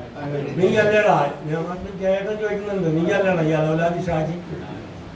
പക്ഷെ ഈ അലവലാതി ഷാജി ഇങ്ങനെ വിളിക്കുന്ന കൂട്ടത്തിൽ ഒരു ഗുണം ഉണ്ടായിട്ടുണ്ട് കേട്ടോ. കാരണം വെച്ചാൽ ഞാൻ പിന്നീട് പല പടങ്ങൾ അഭിനയിച്ച കൂട്ടത്തിൽ ഒരു പടം അഭിനയിക്കുമ്പോൾ എന്നോട് ആ ഡയറക്ടർ പറഞ്ഞു, ഇയാളും ഇയാളുടെ കൂട്ടുകാരെല്ലാവരും കൂടിയിട്ട് ഒരു ദിവസം റൂമിലൊക്കെ ചെന്നിരുന്ന് ആസ്വദിക്കുക എന്ന് പറഞ്ഞാൽ മനസ്സിലായില്ലേ. ഏകദേശം കൂട്ടുകാരൊക്കെ ഇരുന്നിട്ട് ആകുമ്പോൾ രണ്ടുപേരും തമ്മിലുള്ള ചെറിയ അഭിപ്രായ വ്യത്യാസം ഒന്ന് ടി വിയിലൊരു സിനിമ നടന്നുകൊണ്ടിരിക്കുന്നത്, ചാകര എന്നുള്ള സിനിമ നടന്നുകൊണ്ടിരിക്കുക.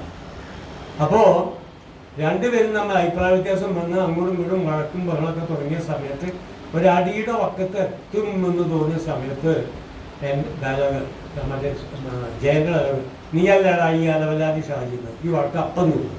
കാരണം അതിന് കൊടുത്തിട്ട് ഒരു ഷാജിന്നാണ്. ആ പടം നിന്ന് വഴക്ക്. ഈ അലവലാതി ഷാജി കൊണ്ട് അങ്ങനെ ഒരു ഗുണം ഉണ്ടായിരുന്ന ഡയറക്ടർ അന്ന് എന്നോട് പറഞ്ഞിട്ടുണ്ടായിരുന്നു. അങ്ങനെ കഴിഞ്ഞാൽ ഈ പേരെൻ്റെ കയ്യിൽ നിന്ന് പോയിട്ടില്ല. പിന്നെ ഒരുപാട് നാൾ കാണുന്നവരും അലവലാതി ഷാജി പറഞ്ഞു, അലവലാതി ഷാജി എനിക്ക് ഇഷ്ടമാക്കി വെക്കുമ്പോൾ. കാരണം നമുക്ക് ആ വാർഡ് കിട്ടിയതല്ലേ അലവലാതി ഷാജി.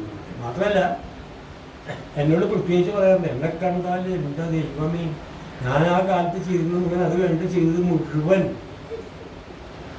ക്ഷമിക്കണം, ബലാത്സംഗം കംപ്ലീറ്റ്. എവിടെ പോയാൽ ഇത് തന്നെ എനിക്ക് പണി. മാത്രല്ല പാവം കുറുന്നൊരു സിനിമ വന്നു എൻ്റെ അകത്ത്. പാവം കുറുന്ന സിനിമ വന്നു കഴിഞ്ഞപ്പോ ഇതില് അങ്ങനെ ബലാത്സംഗം എന്ന് പറയാൻ വയ്യ, കുറച്ചൊരു മാനിയ ക്യാരക്ടറാണ്. ആ ക്യാരക്ടർ ഇങ്ങനെ 17 വയസ്സായ പെൺകുട്ടികളെ കാണുമ്പോൾ ഇയാളെ ചതിച്ചൊരു പെൺകുട്ടിയുണ്ട്. ചതിക്കാന്ന് പറഞ്ഞാൽ ആ കുട്ടിയുടെ സത്തിന് ഇയാളെ കൊണ്ടുവരണം, ഇയാൾ വലിയ ആത്മാർത്ഥ സ്നേഹം, അങ്ങനെ ഇയാളെ പറ്റിച്ചു. അത് കല്യാണമൊക്കെ കഴിഞ്ഞ് പോയപ്പോൾ ഇയാൾക്കൊരു വൈരാഗ്യന്മാർ കയറിയിട്ട് ആ പ്രായത്തിലുള്ള കുട്ടികളെ ഇങ്ങനെ കൊണ്ടുപോവുക, തുടങ്ങി പിടിച്ചു കൊണ്ടുപോവുക, കൊല്ലുക. അതാണ്. അപ്പൊ ഇതൊക്കെ കഴിഞ്ഞ് വന്നപ്പോഴേ വേറൊരു പടത്തിൽ അഭിനയിക്കാൻ ചാൻസ് കിട്ടി.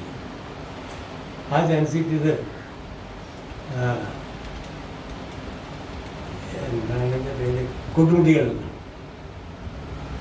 അപ്പോൾ ഞാൻ ഈ പറഞ്ഞ സംഗതി അപ്പം തുടങ്ങിയിട്ടില്ല കേട്ടോ. ഈ കുട്ടികളെ കൊണ്ടുപോലും കൊല്ലലും മാത്രമേ ഉള്ളൂ. കൊടുമുടികൾ എന്നുള്ളതിൽ ചാൻസ് കിട്ടി. അപ്പോൾ കൊടുമുടികൾ ചാൻസ് കിട്ടാൻ കാര്യം എന്ന് വെച്ചാൽ അതിൻ്റെ പ്രൊഡക്ഷൻ കൺട്രോളറായിരുന്ന പ്രൊഡക്ഷൻ മാനേജർ, അന്ന് കൺട്രോളർമാരായിരുന്നു, ഇപ്പോൾ കൺട്രോളർമാരെ മുഴുവൻ എല്ലാ കാര്യം തീരുമാനിക്കുന്ന കൺട്രോളർമാരാണ്. അപ്പോൾ മാനേജർ എന്ന ആൾ പറഞ്ഞു, നമ്പ്യാർ എന്ന് പറഞ്ഞ പ്രൊഡ്യൂസറാണ്,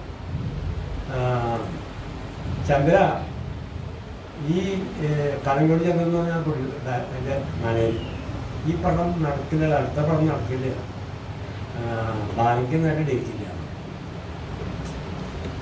അപ്പോൾ മാനേജർ ഒന്നും ഞെട്ടി. കാര്യം എന്ന് വെച്ചാൽ ഇന്നത്തെ മാനേജർമാരും പ്രൊഡക്ഷൻ കൺട്രോളർമാരും അല്ല. ഒരു പടം കിട്ടിയിട്ട് അടുത്ത പടം തുറന്ന് കിട്ടിയില്ലെങ്കിൽ പട്ടിണിയാണ് മദ്രാശിക്ക്. അല്ലാത്ത കഷ്ടപ്പാടുള്ള സമയമാണ് ഇതൊക്കെ. അപ്പോൾ ഇവനെന്ത് ചെയ്തു അറിയോ, ചേട്ടാ ഒരു പുതിയ വില്ലൻ ഇറങ്ങിയിട്ടുണ്ട്, പുലിയൊക്കെ ഇറങ്ങിയിട്ടെന്ന് പറഞ്ഞ പോലെ അവർ പുതിയ വില്ലൻ ഇറങ്ങിയത് കാണിച്ചിട്ടുണ്ട്. അപ്പോൾ ഇവൻ്റെ കയ്യിലാണ് എൻ്റെ റീലൊക്കെ അവിടെ ഇരിക്കുന്നത്. അപ്പോൾ ആ കാണുന്നത് ബാക്കിയുള്ളവർക്ക് ബുക്ക് ചെയ്തിട്ടുണ്ട്, ബാലയ്ക്ക് നേരെ ഡേറ്റ് ഇല്ല, എൻ്റെ റെഗുലേറ്റർ കാണിച്ചു, എന്നാ ഇത് മതി. കാരണം എന്നാ അല്ലെങ്കിൽ ഇയാളായിക്കോട്ടെ. അങ്ങനെയാണ് കൊടുമുടികൾ. കൊടുമുടികളിൽ നിന്നാണ് ഞാൻ ഈ പറഞ്ഞ സംഗതി പഠിക്കുന്നത്. അങ്ങനെയാണ് കനകദുർഗ എന്ന് പറഞ്ഞാൽ പഴയ കാലത്ത് ഒരു സെക്സ് ബോംബ് എന്ന് ഞങ്ങളൊക്കെ വിളിക്കുക, പിള്ളേർക്ക് പറ്റുന്നില്ല. അവരാണ് ആ ടൈപ്പിലുള്ള ആളുകളൊക്കെ അറിഞ്ഞിരിക്കുന്നത്. അവരുടെ മുമ്പിൽ ഞാൻ ചെന്നോടുകൂടി അന്ന് നേരത്തെ ഞാൻ പറഞ്ഞ ചെറിയ വേറെ എൻ്റെ കയ്യും കാലൊക്കെ വന്നത്. കാരണം ഈ പണി നമുക്ക് അറിഞ്ഞോളല്ലോ. അപ്പൊ അവര് പറഞ്ഞ്, സാർ ഭയപ്പെട വേണ്ട, അങ്കപ്പൊടി ഇങ്കപ്പൊടി ഞാൻ അങ്കപ്പൊടിക്കാം. അങ്ങനെ എന്തൊക്കെയോ ചെയ്തു കഴിഞ്ഞു. പിന്നെ തിരിഞ്ഞു നോക്കിയിട്ടില്ല. അങ്ങനെ പിന്നെ ഒറ്റ പോക്ക. എന്താണ് ഗുരുവിന്റെ ഒരു ഫലമെന്നുള്ള ആലോചിക്കാൻ. അങ്ങനെ ഒരു കാലത്ത് മുഴുവൻ ഞാൻ ഇതിങ്ങനെ കൊണ്ടു നടക്കുന്നതാണ്. അപ്പോഴൊക്കെ എന്തറിയോ, ഈ ഷൂട്ടിങ്ങിന് വരുമ്പോ തെലുങ്ക് നാട്ടിൽ നിന്നുള്ള പല കുട്ടികളും വരും. ഈ ചോര ചോന്നൽ അഭിനയിച്ച ഒരു തെലുങ്ക് കുട്ടിയാണ്. ആദ്യത്തെ സിനിമ കുട്ടികളെ ആകെ ഒരു മോതിരാണ്ട കുട്ടി അവസാനമായി കിട്ടി. അത് കഴിഞ്ഞപ്പോൾ ഈ പാവം കുലം വന്നതോടുകൂടി തമിഴ്നാട്ടില് ഒരു വലിയ ബോർഡ് വെച്ചു. അതായത് ഈ കുട്ടിക്ക് ഞാൻ സാരി ഉടുപ്പിച്ചു കൊടുക്കുന്ന ഒരു ഫോട്ടോ ഉണ്ട്. ആ ഫോട്ടോ ഉണ്ട്. ഒരു കുഴപ്പമുള്ള ഫോട്ടോ അല്ല കേട്ടോ, സാരി ഉടുപ്പിച്ചു കൊടുക്കുന്ന പടമാണ്. പക്ഷെ തമിഴ്നാട്ടിൽ വന്ന പോസ്റ്ററിന്റെ അകത്ത് കയ്യിന്റെ അത്ര ഭാഗമില്ല. ഞാൻ ചെയ്ത ശരിക്കും അങ്ങനെയില്ല. അവൻ ചെയ്തപ്പോ എന്താ ചെയ്തങ്ങനെ കാണുന്നു. അപ്പൊ എന്താ ഈ കഥ എന്ന് മനസ്സിലായില്ലേ? ആൾക്കാരെ അവർ തള്ളിക്കയറാൻ തുടങ്ങി. തമിഴിൽ ഇങ്ങനെ ആൾക്കാർ ഈ സിനിമ, അതായത് പാവം കൊടൂരൻ എന്നാണ് പേര്. തെലുങ്കില് അത് ഓടാൻ തുടങ്ങി. 100 ദിവസം കൂടി ആ സിനിമ.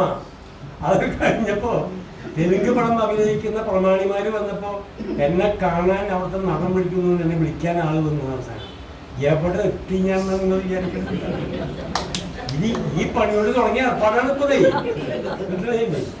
അങ്ങനെ അതൊക്കെ കഴിഞ്ഞ് പാപം കൊണ്ടുവരുന്നൊക്കെ കഴിഞ്ഞ് ഇതൊക്കെ കഴിഞ്ഞ് അന്ന് തെലുങ്കിൽ ഓടിയത് ആ മയൂരി എന്ന് പറഞ്ഞൊരു സിനിമ,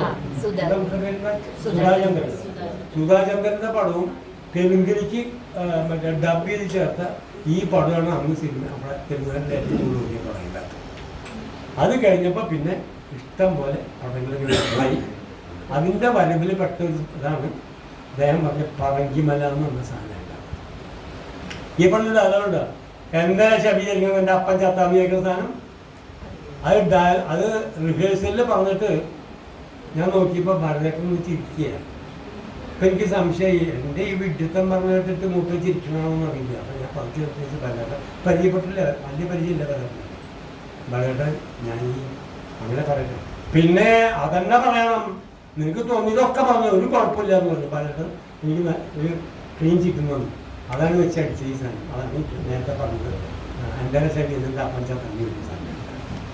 അപ്പോൾ അവിടുന്ന് അങ്ങോട്ട് ഇത് തുടങ്ങി. ഈ അതിലുണ്ട് കുറച്ച് ഈ മറ്റേ തൃശ്ശൂർ പൂരത്തിന് നമ്മുടെ നെടുമുടി വേണു വഴിയിൽ എന്താണ് കുറച്ചല്ല വേറെ പേരുണ്ട്, ഭൈരവൻ എന്നുള്ള കാലത്ത് മൂപ്പർക്ക് എന്താ വെച്ചാൽ ഈ മറ്റേ ചാരായം കാച്ചിലും വിൽപ്പനൊക്കെയാണ്. അപ്പം ഭാര്യയുണ്ട് സൂര്യ അഭിനയിക്കുന്നത്, ഒരു സുന്ദരിയായിട്ടുള്ള കറുത്ത വലിയ കണ്ണൊക്കെ എവിടെ പോയാൽ കിട്ടുന്ന. അപ്പോൾ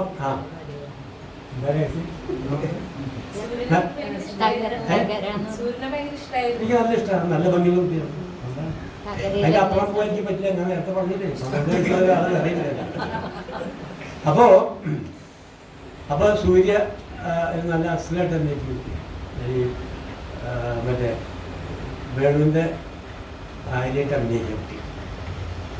അപ്പോൾ വേണു എന്താ പണി, ചാരായം കാച്ചിലും ഈ കുട്ടിയെ ആരെങ്കിലും ഒക്കെ സമയത്ത് വന്നു കഴിഞ്ഞാൽ ആക്കി കൊടുക്കാൻ അങ്ങനത്തെ ഒരു പത്ത ക്യാരക്ടറാണ് വേണുവിരിക്കുന്നത്. അപ്പോൾ അവനോട് ഞാൻ പറയുന്നുണ്ട്, നീ ഒരു പണികളാണ് തൃശ്ശൂർ പൂരത്തിന് വിളിയും കയറ്റിട്ടുണ്ടോ ആയോ, പൂരം കഴിഞ്ഞ് കഴിഞ്ഞാൽ നഖവും മുടിയല്ലാണ്ട് വേറൊരു വസ്തുവും ബാക്കി ഉണ്ടാവില്ലാത്തോന്ന് പറഞ്ഞതാണ്. തൃശ്ശൂർ പൂരത്തിൻ്റെ അന്നത്തെ തൃശ്ശൂർ പൂരത്തിന് പെൺകുട്ടികൾ പോയി എങ്ങനെയാവുന്നത് ഈ ഒറ്റ ഡയലോഗ് ഉണ്ടായാൽ എങ്ങനെയാണ്. ഇപ്പോഴത്തെ കാര്യമൊന്നുമല്ല കേട്ടോ, സ്ത്രീകൾക്കൊന്നും ആ പൂരം കാണാൻ വേണ്ടി ആ വെടിക്കെട്ട് നേരത്തെ നടത്തിയിട്ട് കയറാൻ പറ്റില്ല അതിനകത്ത്. അപ്പം ഞാൻ പറഞ്ഞു വന്നത് അത്തരത്തിലുള്ള റോളിൽ നിന്ന് കുറേ കഴിഞ്ഞപ്പം എനിക്ക് ഈ ചെറിയ വ്യവസായം കൊണ്ടാന്ന് വെച്ചാൽ എൻ്റെ അന്ന് കല്യാണമൊക്കെ കഴിഞ്ഞിട്ടുണ്ട്. അപ്പോൾ വൈഫാണ് പലപ്പോഴും ഈ തൃശ്ശൂർ ഡോക്ടറൊക്കെയാണ്. അതുകൊണ്ട് ഉച്ച കഴിഞ്ഞ് കഴിഞ്ഞാൽ അവർ വ്യവസായമായിട്ട് ബന്ധപ്പെട്ട സംഗീതം അവർ നോക്കും. അതുകൊണ്ട് എനിക്ക് സിനിമ അത്യാവശ്യം അഭിനയിക്കാനുള്ള ചാൻസും കാര്യങ്ങളൊക്കെ കിട്ടുന്നുണ്ട്. കുറേ കഴിഞ്ഞപ്പോൾ എനിക്ക് തോന്നിയത് കുറച്ച് ബുദ്ധിമുട്ട് തോന്നി. ഇപ്പോൾ ഇൻഡസ്ട്രിയൊക്കെയായിട്ട് പോകുമ്പോൾ കുറച്ച് ബുദ്ധിമുട്ട് തോന്നിപ്പോൾ ഡെവലപ്പ് ചെയ്യാൻ വേണ്ടി എന്താണെന്ന് വെച്ചാൽ തൽക്കാലം സിനിമ നിർത്തി. ആ നിർത്തിയ സമയത്ത് പിന്നീട് വന്നതാണ് സതയം എന്ന് പറഞ്ഞ സിനിമ. ജയിലിൽ ഒരു ജയിൽ പുള്ളിയായിട്ടാണ്. അതിന് ഈ പറഞ്ഞതൊന്നുമില്ല, ഞാൻ നേരത്തെ പറഞ്ഞതൊന്നുമില്ല.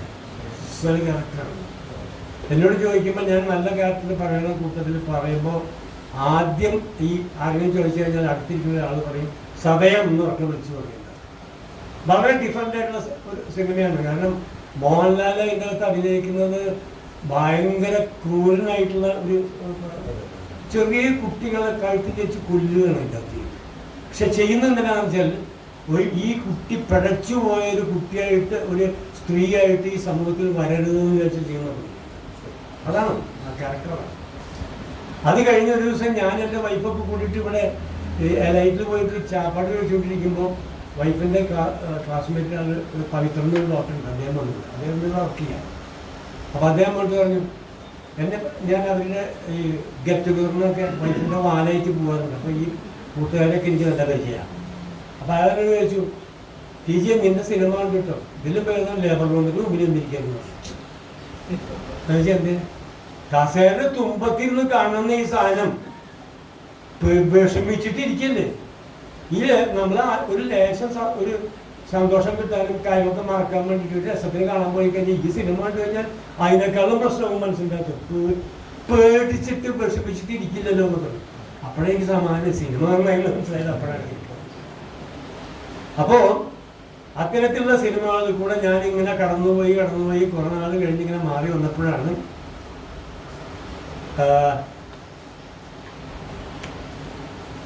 എവിടെയാണ് ജപ്പാൻ ഇനിയെങ്കിലും എന്ന് പറഞ്ഞ സിനിമ.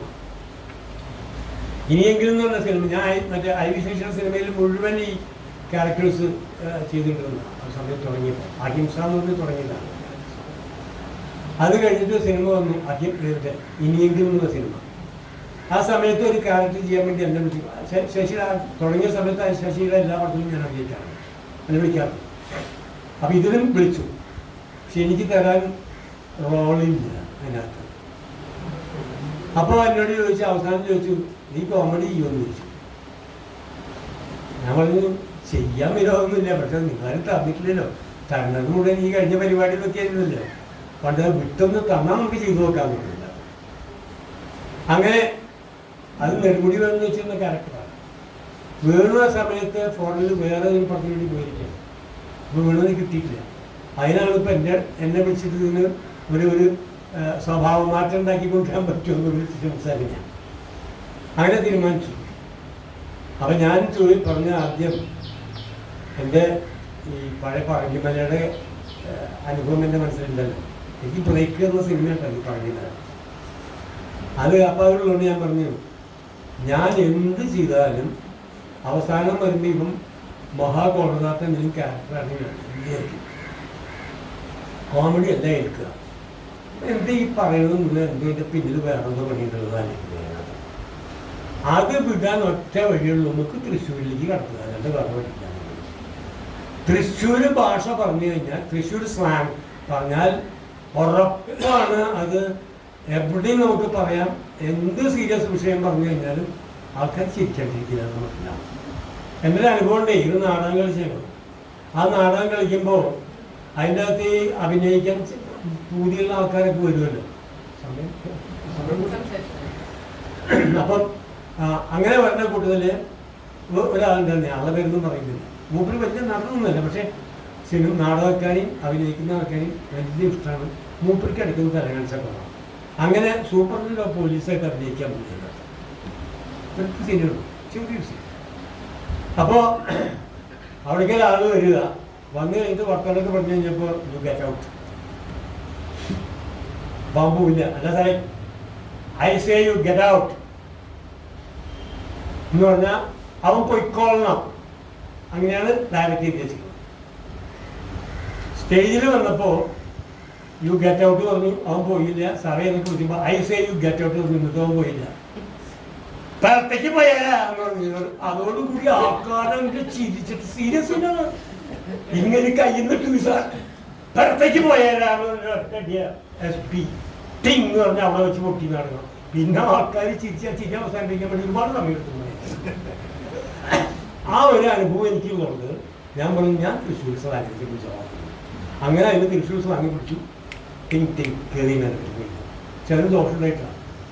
എനിക്ക് തൃശ്ശൂർ മാത്രമേ പറയാറുള്ളൂ. പിന്നെ അവിടെ കുഴപ്പമില്ല. പിന്നെ അല്ലാത്തൊരു സാധനം വരാൻ വേണ്ടിയിട്ടുള്ള ശ്രമങ്ങളായി. അങ്ങനെ വന്നു. അങ്ങനെ നീണ്ടുപോയി സിനിമ എന്ന് ഞാൻ പറഞ്ഞു വന്നപ്പോഴേക്കാണ്. അപ്പോൾ ഈ സിനിമ വേറൊരു ഗുണം കൂടി എനിക്ക് ചെയ്തിട്ടില്ല. അതായത്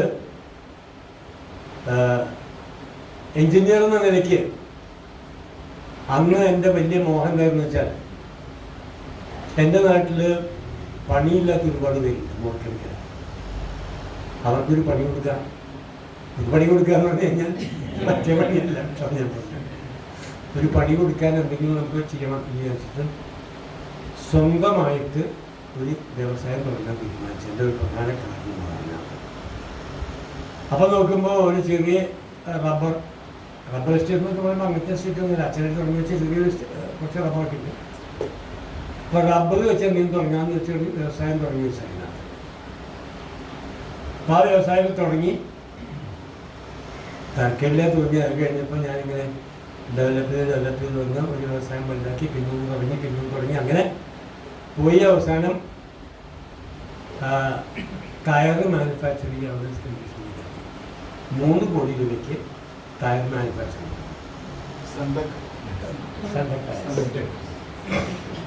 3 കോടി രൂപ. അപ്പോൾ സ്മോൾ സ്കെയിൽ ഇൻഡസ്ട്രിക്കാർ പറഞ്ഞു 3 കോടി രൂപയ്ക്ക് ഉണ്ടാക്കാൻ പറ്റുന്ന സൈക്കിൾ ടയർ ഓർഗനൈസേഷൻ. സൈക്കിൾ ടയറല്ല, ഓട്ടോറിക്ഷ ടയർ മുതൽ LCV വരെ ലൈറ്റ് കമ്പൽസറി വെഹിക്കിൾസ് പറ്റില്ല എന്നറിയാം. പറ്റുന്നു ഞാൻ. നിങ്ങൾ ലൈസൻസ് എന്നാണ് എനിക്ക് പ്രശ്നമില്ല. എന്നാലും നമുക്ക് അറിയണ്ടേ. ഞാൻ പറഞ്ഞപ്പോൾ നിങ്ങൾ മറ്റേ സ്മോൾ സ്കെയിൽ സർവീസ് ഇൻസ്റ്റിറ്റ്യൂട്ട് അവരും കൂടി വിളിച്ചോളാൻ പറഞ്ഞു. വിളിച്ചിട്ട് നമുക്കൊന്ന് ചർച്ച ചെയ്തിട്ട് സംസാരിക്കാൻ ചാൻസ് കിട്ടുമെന്ന് ചോദിച്ചു. അങ്ങനെ സംസാരിക്കാൻ ചാൻസ് ചോദിച്ചു. എല്ലാവരും കൂടി ഇരുന്ന് കഴിയുമ്പോൾ ഞാൻ ചോദിച്ചു, ആദ്യം എന്നോട് പറയാൻ ഞാൻ പറഞ്ഞു, ആദ്യം ഞാനൊരു ചോദ്യം ചോദിച്ചു നമുക്ക് തുടങ്ങണം. എന്തുകൊണ്ടാണ് ഇത് ഒരു വിജയിക്കില്ല എന്ന് പറഞ്ഞാൽ 3 കോടി രൂപ വെച്ചത് ഈ സ്ഥാപനം തയ്യാറുണ്ടാക്കാൻ പറ്റില്ല എന്ന് നിങ്ങൾ പറയാനുള്ള ടെക്നിക്കൽ റീസൺ എന്താണെന്ന് ചോദിച്ചു. ടെക്നിക്കൽ റീസൺ 3 വർഷം ടെക്നിക്കൽ റീസൺ. അപ്പം അതിൻ്റെ വ്യത്യാസം അല്ല, അങ്ങനെ 3 കോടിക്ക് ഉണ്ടാക്കാൻ പറ്റുന്നുണ്ടെങ്കിൽ ഈ അപ്പോളോ ടയർ മറ്റേ പ്രീമിയർ ടയേഴ്സൊക്കെ ഇത്രയും വലിയ പാക്കില്ല, 3 കോടിക്ക് എങ്ങനെ ഉണ്ടാക്കാൻ പറ്റും? ഇത് ഈ ടെക്നിക്കൽ ആൻസർ അല്ല. ഇത് ടെക്നിക്കൽ പറയാൻ പറയാം ഒന്നുമില്ല. അവിടെ ഒരു ജോലി കിട്ടി ചെന്നിരുന്നല്ലാണ്ട് പ്രത്യേകിച്ച് അതിനെ കുറിച്ചൊന്നും വലിയ ഒന്നും കിട്ടില്ല. അപ്പോൾ ഞാൻ അതിൻ്റെ കാരണങ്ങളൊക്കെ പറഞ്ഞിട്ട് അവസാനം സംഭവിച്ചു. ഇങ്ങനെ ഞാൻ തുടങ്ങി വയ്ക്കണം. തുടങ്ങിക്കഴിഞ്ഞപ്പോൾ അവിടെ ഇരുന്നിട്ടൊരു അപ്പോൾ എന്ന് പറയുന്നുണ്ടായില്ല. കാരണം എന്താ വെച്ചാൽ അപ്പോളോക്കാർക്ക് തയ്യാറുണ്ടാക്കി കൊടുക്കാനുള്ള കോൺട്രാക്റ്റും എനിക്ക് കിട്ടിയില്ല. അപ്പം ലിപ്പിടി കുറേശ്ശെ എനിക്ക് അറിയാൻ വേണ്ടിയിട്ട് അവിടെ ഈ അപ്പോളോ പറയണമെന്ന് ഞാൻ ചോദിച്ചത് അവിടെ ഒരു അപ്പോളോ ഇങ്ങനെ പറഞ്ഞ ലിപ്പ് കേട്ടെന്ന് ചോദിച്ചു. അങ്ങനെയാണ് ഞാൻ അപ്പോളോക്കാർക്ക് ഉണ്ടാക്കി കൊടുക്കുന്നുണ്ടായത്. പക്ഷേ 16 കൺട്രിക്ക് ഞാൻ ഈ ടയർ എക്സ്പോർട്ട് ചെയ്തിട്ടില്ല. ഈ ചെറിയ വ്യവസായം, കൊച്ചു വ്യവസായം 16 കൺട്രിക്ക് എക്സ്പോർട്ട് ചെയ്തു. ഈ കൊടുക്കുന്നിടത്ത് മുഴുവൻ കോമ്പറ്റീഷൻ കിട്ടാൻ വേണ്ടി വലിയ ലാഭത്തിനൊന്നുമല്ല, നഷ്ടത്തിൽ പോലും ഈ സാധനം മാർക്കറ്റിന് വേണ്ടി ഞാൻ കൊടുത്തിരുന്ന സമയം വ്യവസായത്തിൻ്റെ ഗതികേട് പറയാം. അങ്ങനെ കുറച്ച് കഴിഞ്ഞപ്പോഴേക്കും ഈ പൊളിറ്റിക്കൽ യൂണിയൻ അല്ലാത്തൊരു യൂണിയൻ അവിടെ വന്നു കിട്ടും. ഞാൻ പറയുന്ന പൊളിറ്റിക്കൽ യൂണിയൻ വരുന്ന ആ താല്പര്യം എന്നെ സംബന്ധിച്ചു.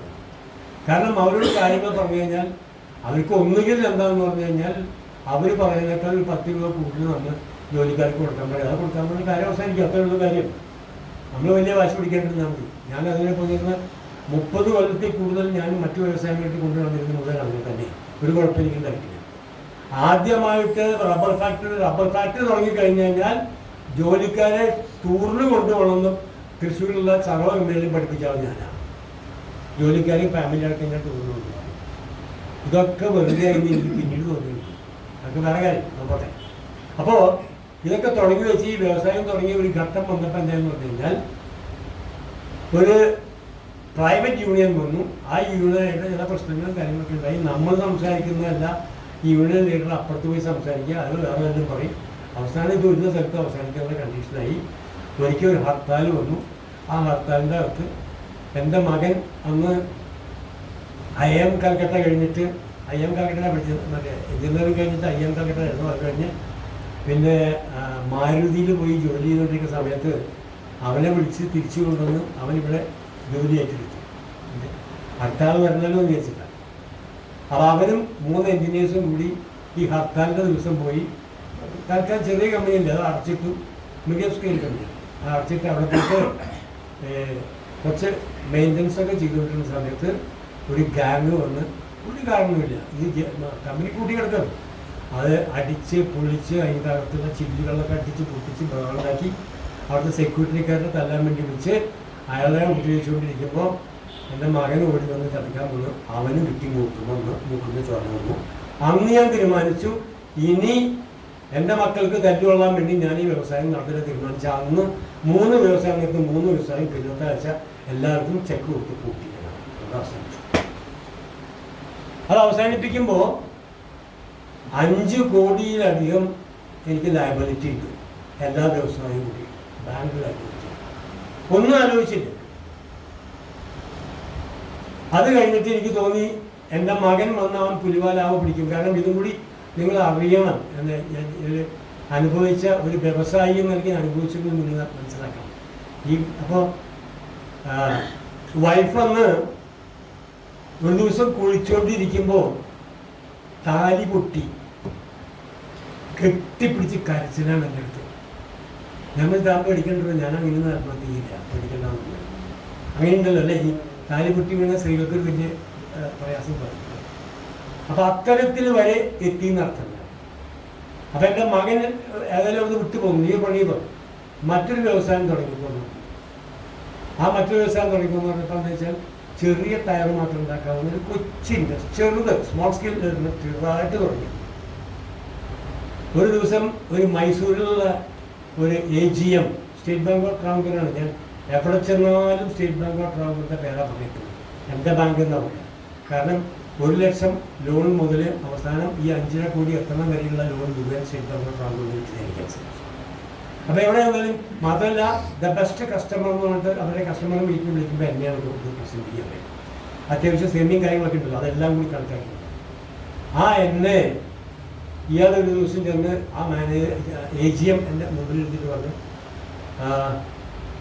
നിങ്ങൾ മറ്റൊരു വ്യവസായം തുടങ്ങണം എന്ന് കേട്ടു, ഇതിൻ്റെ അകത്തുനിന്ന് എല്ലാം സൈഫൺ ചെയ്ത് കൊണ്ടുപോയിട്ട് അവിടെ തുടങ്ങണം ഇത് കൂട്ടാൻ വേണ്ടിയിട്ട്. ഞാൻ പറഞ്ഞു അതെങ്ങനെ, ഇത് പൂട്ടിയിട്ട് നീ എന്ത് വെച്ചാൽ? No, I am going to report that this is a cheating group. You know what I said? എനിക്ക് കിട്ടിയ അടിയാണ് ശരി.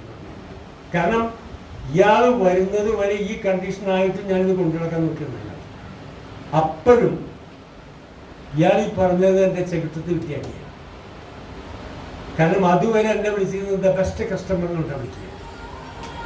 ആ എന്നെയാണ് ഈ പേര് വെച്ച് വിളിച്ചത്. ഞാൻ പറഞ്ഞു okay. So I want to stop dealing with state bank of Travancore now, from this moment. ഇവിടെ അങ്ങോട്ടില്ല.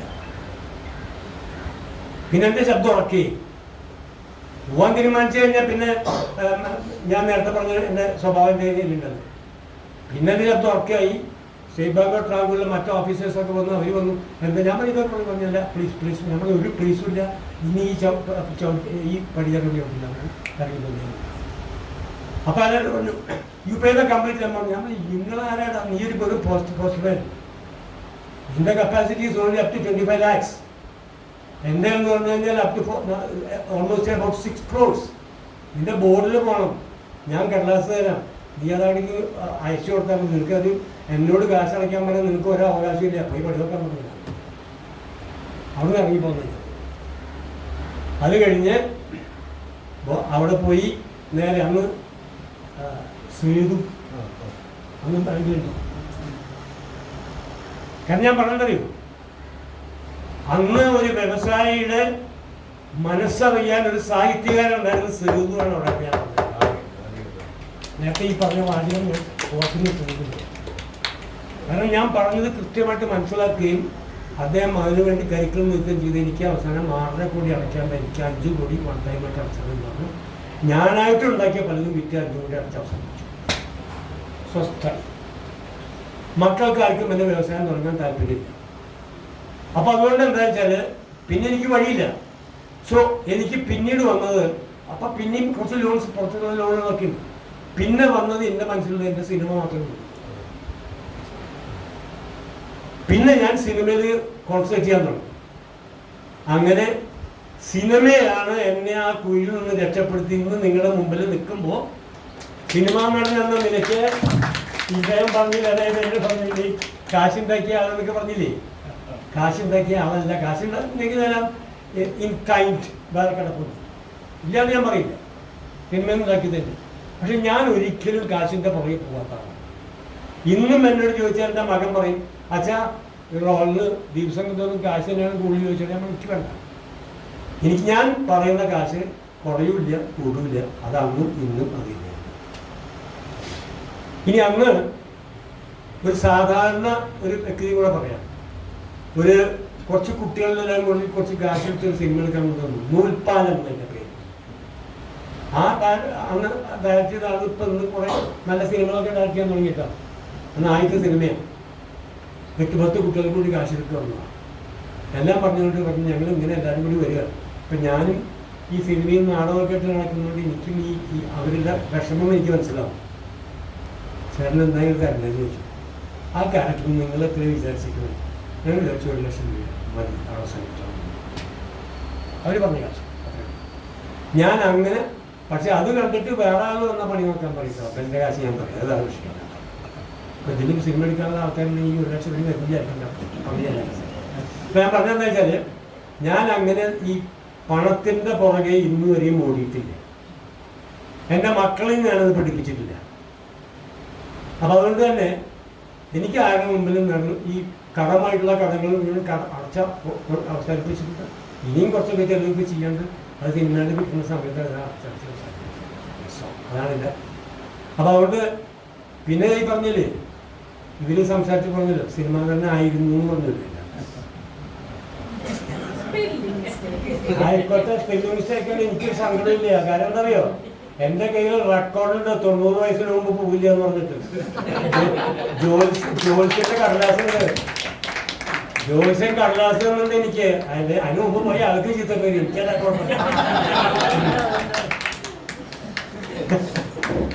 പിന്നെ എൻ്റെ അല്ല പറഞ്ഞ് എനിക്ക് ഇഷ്ടമായി. കാരണം ഇത് പറയാൻ പറ്റൂല, കൈയടിച്ചില്ലേ.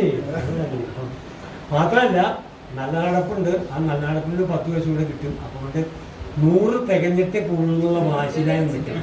ഇപ്പം എന്താ അറിയൂ, ഇപ്പം അവിടെ സ്ഥലമുണ്ട്, കൃഷി തുടങ്ങി. ഈ കൃഷി തുടങ്ങാൻ ഞാൻ വഴിയിട്ടൊക്കെ പോകുന്നില്ല. എൻ്റെ ജീവിതം മാത്രമല്ല ഞാൻ പറഞ്ഞിട്ടുണ്ട്. കാരണം എനിക്ക് തുറന്നു പറയാൻ എനിക്ക് യാതൊരു മടിയിലും അങ്ങോട്ട് മുമ്പിൽ വെച്ചിട്ടായി പറഞ്ഞു. ഞാനത് കഴിഞ്ഞിട്ട്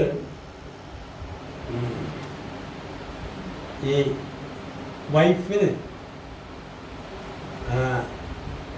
ഒരു അസുഖമുണ്ടായി. ഡോക്ടറായിരുന്നു. മുഖത്തൊരു ജാതി ബ്ലാക്ക് ഷെയ്ഡൊക്കെ.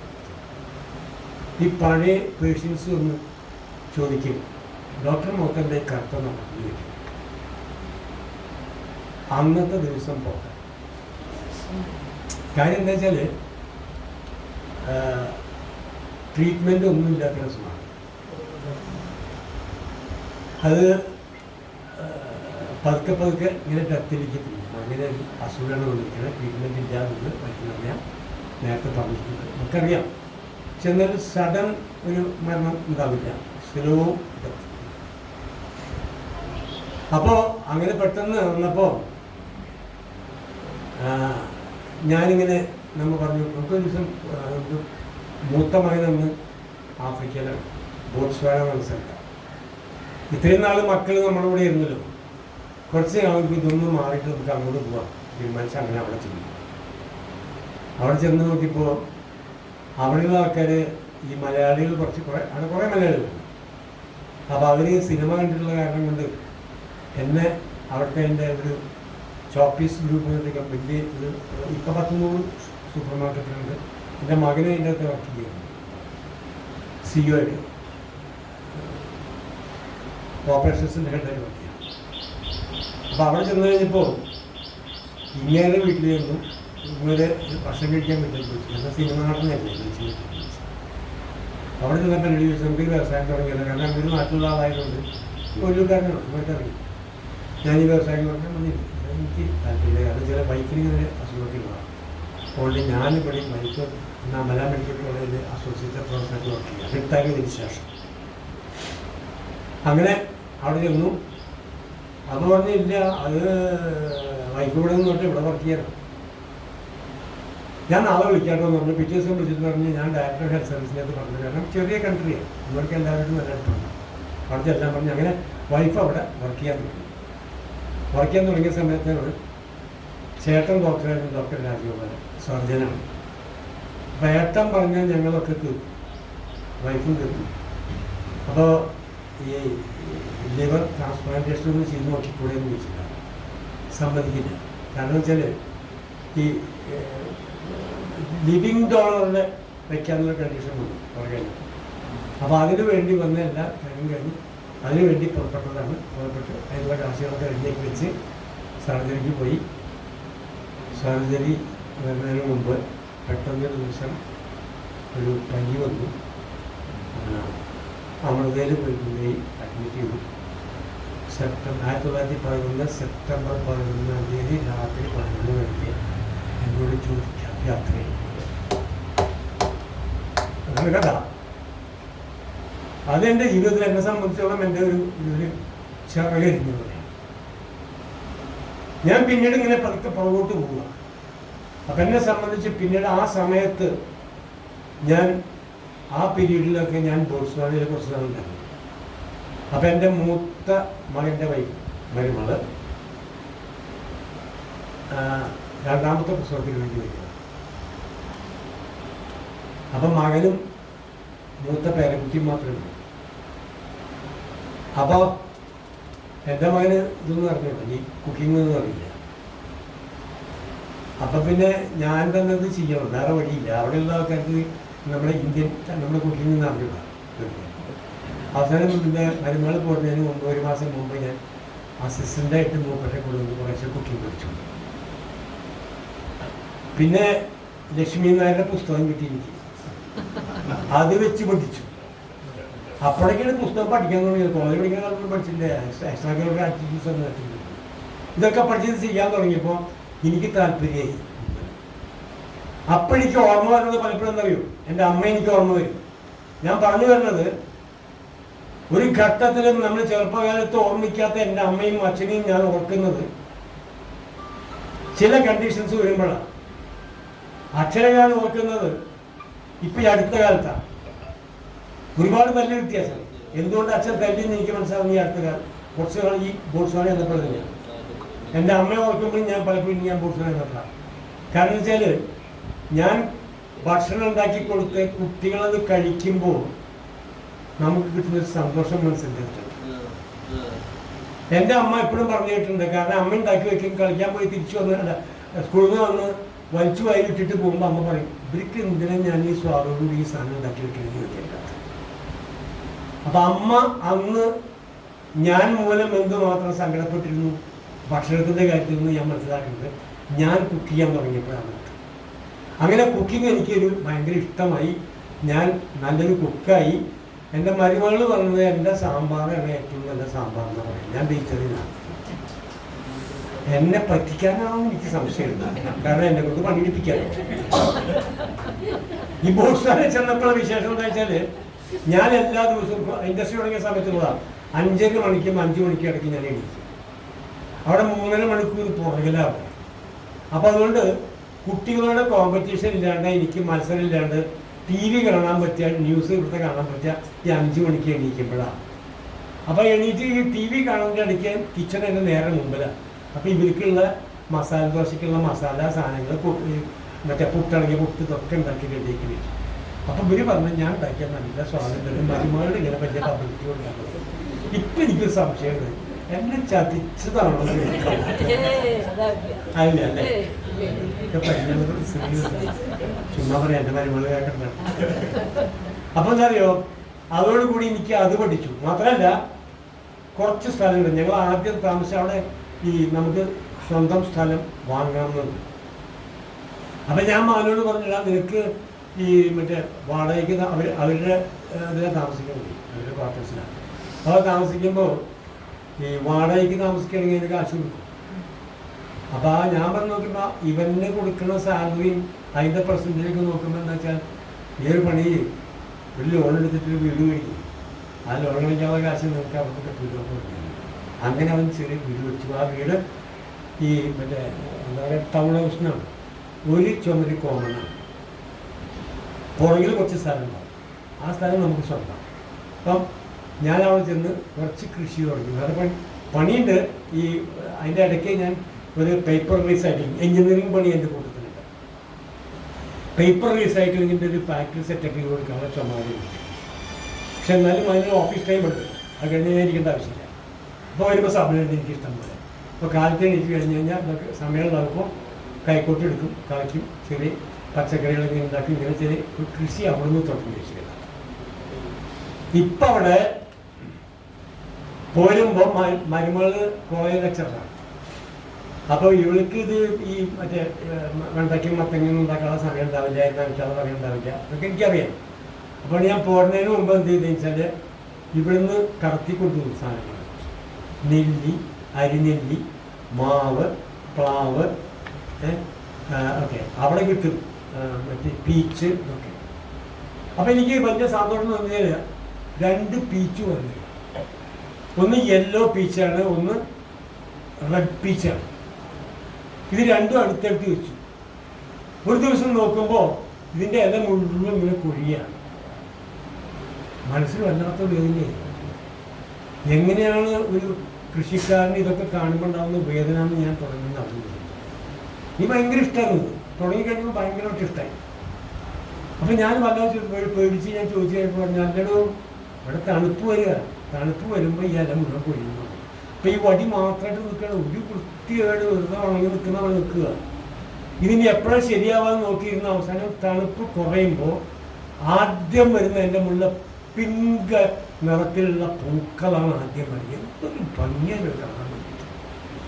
ആ പിങ്ക് പൂക്കൾ വന്നു കഴിഞ്ഞിട്ടാണ് പിന്നെ ഇല വരിക, പച്ച നിറത്തിലുള്ള ഇല. പച്ച ഇലയും പിങ്ക് പൂക്കളും നിങ്ങളൊന്ന് മനസ്സിലാലോചിച്ച് നോക്കി എന്തൊരു ഭംഗിയായിട്ടുണ്ടാവും. പ്രേമം തോന്നും നമുക്ക് ആ ചെടിയുടെ അടുത്ത്, ആ മരത്തിൻ്റെ അടുത്ത്. അത് കഴിഞ്ഞാൽ പിന്നെ അതിൻ്റെ മുകളിൽ അപ്പം സങ്കടം എന്താ അറിയോ, അപ്പുറത്തുള്ള പറഞ്ഞാൽ മഞ്ഞ, അതിന് പൂവില്ല ഒന്നുമില്ല. എന്തൊരു കഷ്ടാണ്. നീ വരികയാണ്. ഒരു മാസം കഴിഞ്ഞപ്പോൾ അതിൻ്റെ മുകളിൽ മഞ്ഞ പൂവ്, അതിൻ്റെ മുകളിൽ പച്ച എല്ലാം.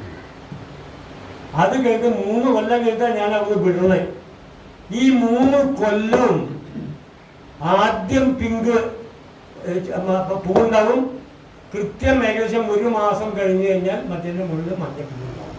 എങ്ങനെയാണ് പ്രകൃതി ഇത്രയും കൃത്യമായിട്ട് ഈ സംഗതി ഉണ്ടാക്കി വെച്ചിരിക്കുന്നത് നമ്മൾ അത്ഭുതപ്പെട്ടു പോകും. പ്രകൃതിയെ പ്രണയിച്ചു പോകും നമ്മൾ. കൃത്യം 1 മാസം വ്യത്യാസത്തിലാണ് എല്ലാ പ്രാവശ്യവും ഈ ചുമന്നതും ഈ മഞ്ഞയും തമ്മിലുള്ള വ്യത്യാസം ഉണ്ടാവുക.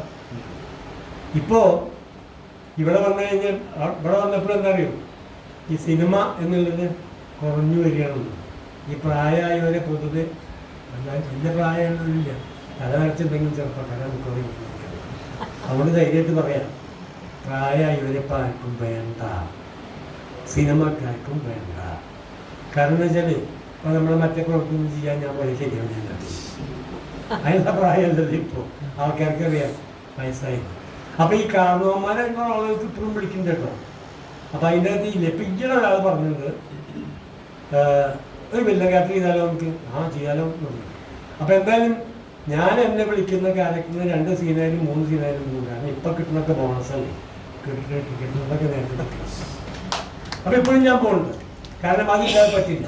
പക്ഷെ എന്നാലും കുറഞ്ഞു വരുമ്പോൾ നമുക്ക് തോന്നുന്നത് എന്താ വെച്ചാൽ ഞാൻ വെറുതെ ഇരിക്കേണ്ടി വരും. ഓടിക്കളിച്ച കാലഘട്ടങ്ങളാണ് ഈ കഴിഞ്ഞ കാലഘട്ടങ്ങൾ മുഴുവൻ. ഞാൻ വെറുതെ ഇരുന്നിട്ടില്ല. അതുകൊണ്ട് എന്താ അറിയോ, എൻ്റെ മക്കളുടെ പിറന്നാൾ പോലും ഞാൻ സിനിമയിൽ അഭിനയിക്കുമ്പോൾ ഞാൻ എന്നാണ് ഒരു ഷൂട്ടിംഗ് കഴിഞ്ഞ് വീട്ടിൽ കൂടെ വരിക അന്നാണ് പറഞ്ഞത്. അങ്ങനെയാണ് അവർ. അപ്പോൾ ഞാൻ ഒരിക്കലും വെറുതെ ഇരുന്നാൽ ഞാൻ ഓടിക്കൊണ്ടിരിക്കുന്ന ആളാണ്. അപ്പം എന്നെ സംബന്ധിച്ച് ഒന്നുകിൽ എന്തെങ്കിലും പണി വേണം, അല്ലെങ്കിൽ അനങ്ങാൻ പറ്റാത്ത കിടക്കണം. അത് മോഹൻ ഉണ്ടായിട്ടല്ല, അങ്ങനെ പറഞ്ഞതിന് മുമ്പ് പോവുകയാണെന്നുണ്ട്. നാവ് കൊണ്ടാവട്ടെ എന്നാണ് ഞാൻ പറയുന്നത്. അപ്പം എന്താ അറിയോ, അപ്പം അങ്ങനെ ഒരു രീതിയിൽ ഞാനിങ്ങനെ ഇപ്പോൾ അങ്ങനെ വന്നപ്പോൾ പറഞ്ഞു കുറച്ച് സ്ഥലം മാറിൻ്റെ പേരിൽ കഴിഞ്ഞുകൊണ്ട് വെട്ടിത്തെളിച്ച് അവിടെ കൃഷി തുടങ്ങി. എന്തേ കൃഷി എന്ന് ചോദിച്ചു കഴിഞ്ഞാൽ ശരിക്കും ഞാൻ ഈ പറഞ്ഞത് തന്നെയാണ്, ഈ കൊച്ചു കുട്ടികൾ വലുതാക്കി നമ്മുടെ അമ്മമാർ കൊണ്ടുവരുന്ന പോലെ തന്നെയാണ് കൃഷിയിലൊരു തൈ വെച്ച് അത് വലുതായി വരുമ്പോൾ നമ്മൾ മനസ്സിൽ കാണുന്ന ആ മോഹമല്ല. അതിൻ്റെ മുകളിൽ പുഴു വന്നു കഴിഞ്ഞാൽ അതിന് ഞെക്കിങ്ങനെ കൊണ്ടു കളയുന്നൊരു സന്തോഷമുണ്ട്. അത് ഞാൻ അനുഭവിക്കുന്നു. അത് ഞാൻ എന്താ അറിയോ, എനിക്ക് പുഴുവല്ല പ്രശ്നം, എൻ്റെ മാവാ പ്രശ്നം. ഇപ്പോൾ ഒരു 350 വാഴ, ഒരു 100 തെങ്ങ്, കവുങ്ങ്, 40 തെങ്ങ് വെച്ചു, 39 എണ്ണം പോയി. സുഖമില്ല എനിക്ക്. എന്തേ കാരണം അറിയോ, ആദ്യം ഈ ഭൂമി പഠിക്കണമെന്നാണ്. ഭൂമി പഠിച്ചില്ല, എല്ലാവരും കാണിക്കുന്ന മാതിരി കുഴി കുത്തിയത് വെച്ചു. വർഷക്കാലം വന്നപ്പോൾ വെള്ളം അതിൻ്റെ അകത്ത് പോവില്ല. തെക്കിക്കളയാൻ നോക്കിയപ്പോൾ ഒഴിവ് വരാൻ തുടങ്ങി. അങ്ങനെ അവസാനം ചീനി പോയി, 39 എണ്ണം പോയി, ഒരെണ്ണം ബാക്കിയില്ല. അവൻ അങ്ങനെ തലകുത്തി മിടുക്കൻ, നീ എന്തെങ്കിലും എന്നെ രക്ഷിച്ചു അവനെ കാണുമ്പോൾ സന്തോഷം. അപ്പം ഞാൻ എന്ത് ചെയ്തു, തമിഴ്നാട്ടിൽ പോയിട്ട് എന്താ ചെയ്യണം നോക്കിയപ്പോൾ എന്താ വെച്ചാൽ അവർ കുഴി മൂടിയിട്ട് മുകളിൽ വെക്കുക, എന്നിട്ട് മണ്ണ് വേണ്ടിട്ട് വെക്കുക. അങ്ങനെ വെച്ചു. അപ്പം അതങ്ങനെ 10-20 ഇന്നത്തെ ദിവസം ആദ്യത്തെ റംബുട്ടാൻ പൊട്ടിച്ച് തിന്ന ദിവസമായി. 2 കൊല്ലമായിട്ടുള്ളൂ വെച്ചിട്ട്. ആദ്യത്തെ റംബുട്ടാൻ പൊട്ടിച്ച് തിന്നുമ്പോൾ നിങ്ങൾ മാർക്കറ്റിൽ നിന്ന് വെച്ച് തിന്ന സാധനം അല്ലാട്ടോ അനുഭവിച്ച് നമ്മൾ ഉണ്ടാക്കിയിട്ട് ഇങ്ങനെ വളർത്തിക്കൊണ്ടുവന്ന് അതിൻ്റെ പെണ്ണും പിന്നെന്താ പേരയ്ക്ക് മക്കൾ വരും. കഴിഞ്ഞ പ്രാവശ്യം പേരക്കുട്ടികൾ വന്നു ദുബായ് മറ്റേ ബോട്ട്സ് വാഴ വന്നപ്പോൾ എനിക്ക് കൊടുക്കാനുള്ളതെന്നറിയോ പേരയ്ക്ക, ഞാനുണ്ടാക്കിയ പേരയ്ക്ക എന്നാണ്. അപ്പോൾ അച്ഛനുണ്ടാക്കിയ പേരയ്ക്ക എന്നാണ് ഇതിൻ്റെ പേര്. അത് കേൾക്കുമ്പോൾ സന്തോഷമായില്ല. ഞാൻ പറഞ്ഞതെന്ന് വെച്ചാൽ സിനിമയുടെ കൂടെ എനിക്ക് ഈ കൃഷി കൂടി ഉള്ളതുകൊണ്ട് ഈ കൃഷിയിലൊരു സൗകര്യം തരും. യൂണിയൻ ഇല്ല. നമ്മൾ എത്രത്തോളം അതിനെ സ്നേഹിക്കുന്നു അത്രത്തോളം നമ്മൾ ആദ്യം നമ്മളെ സ്നേഹിക്കുന്നു. എത്രത്തോളം നമ്മളതിനെ ശ്രദ്ധിക്കുന്നു അത്രത്തോളം നമ്മൾ ശ്രദ്ധിക്കും. അതുകൊണ്ട് പ്രണയിക്കാൻ പറ്റിയത് തൊട്ടൊക്കെ ഇങ്ങനെ തലോടി നടക്കുന്ന എന്തൊരു സുഖം. ഭാര്യയിലൊക്കെ കാലത്തൊക്കെ തലക്കുമ്പോഴേ നമ്മൾ ഏതായാലും ഞാൻ കുറേയധികം കാലുകയറി പോയി സംസാരിച്ചു. ഇനി എന്തെങ്കിലും ചോദിക്കാൻ നിങ്ങൾ ചോദിച്ചാൽ നമുക്ക് പറഞ്ഞാൽ ഇപ്പം പറയണോ പിന്നീട് ഓക്കെ. ഏതായാലും സമയം കൊടുത്തതിന് MDR ക്ഷമിക്കുക. കാരണം ഞാനല്ലെങ്കിൽ നിങ്ങൾക്ക് MDRന്റെ ഇതൊക്കെ കിട്ടേണ്ടി വരും. അപ്പോൾ അതിന് രക്ഷിക്കാൻ വേണ്ടിയിട്ടാണ് ഞാനൊക്കെ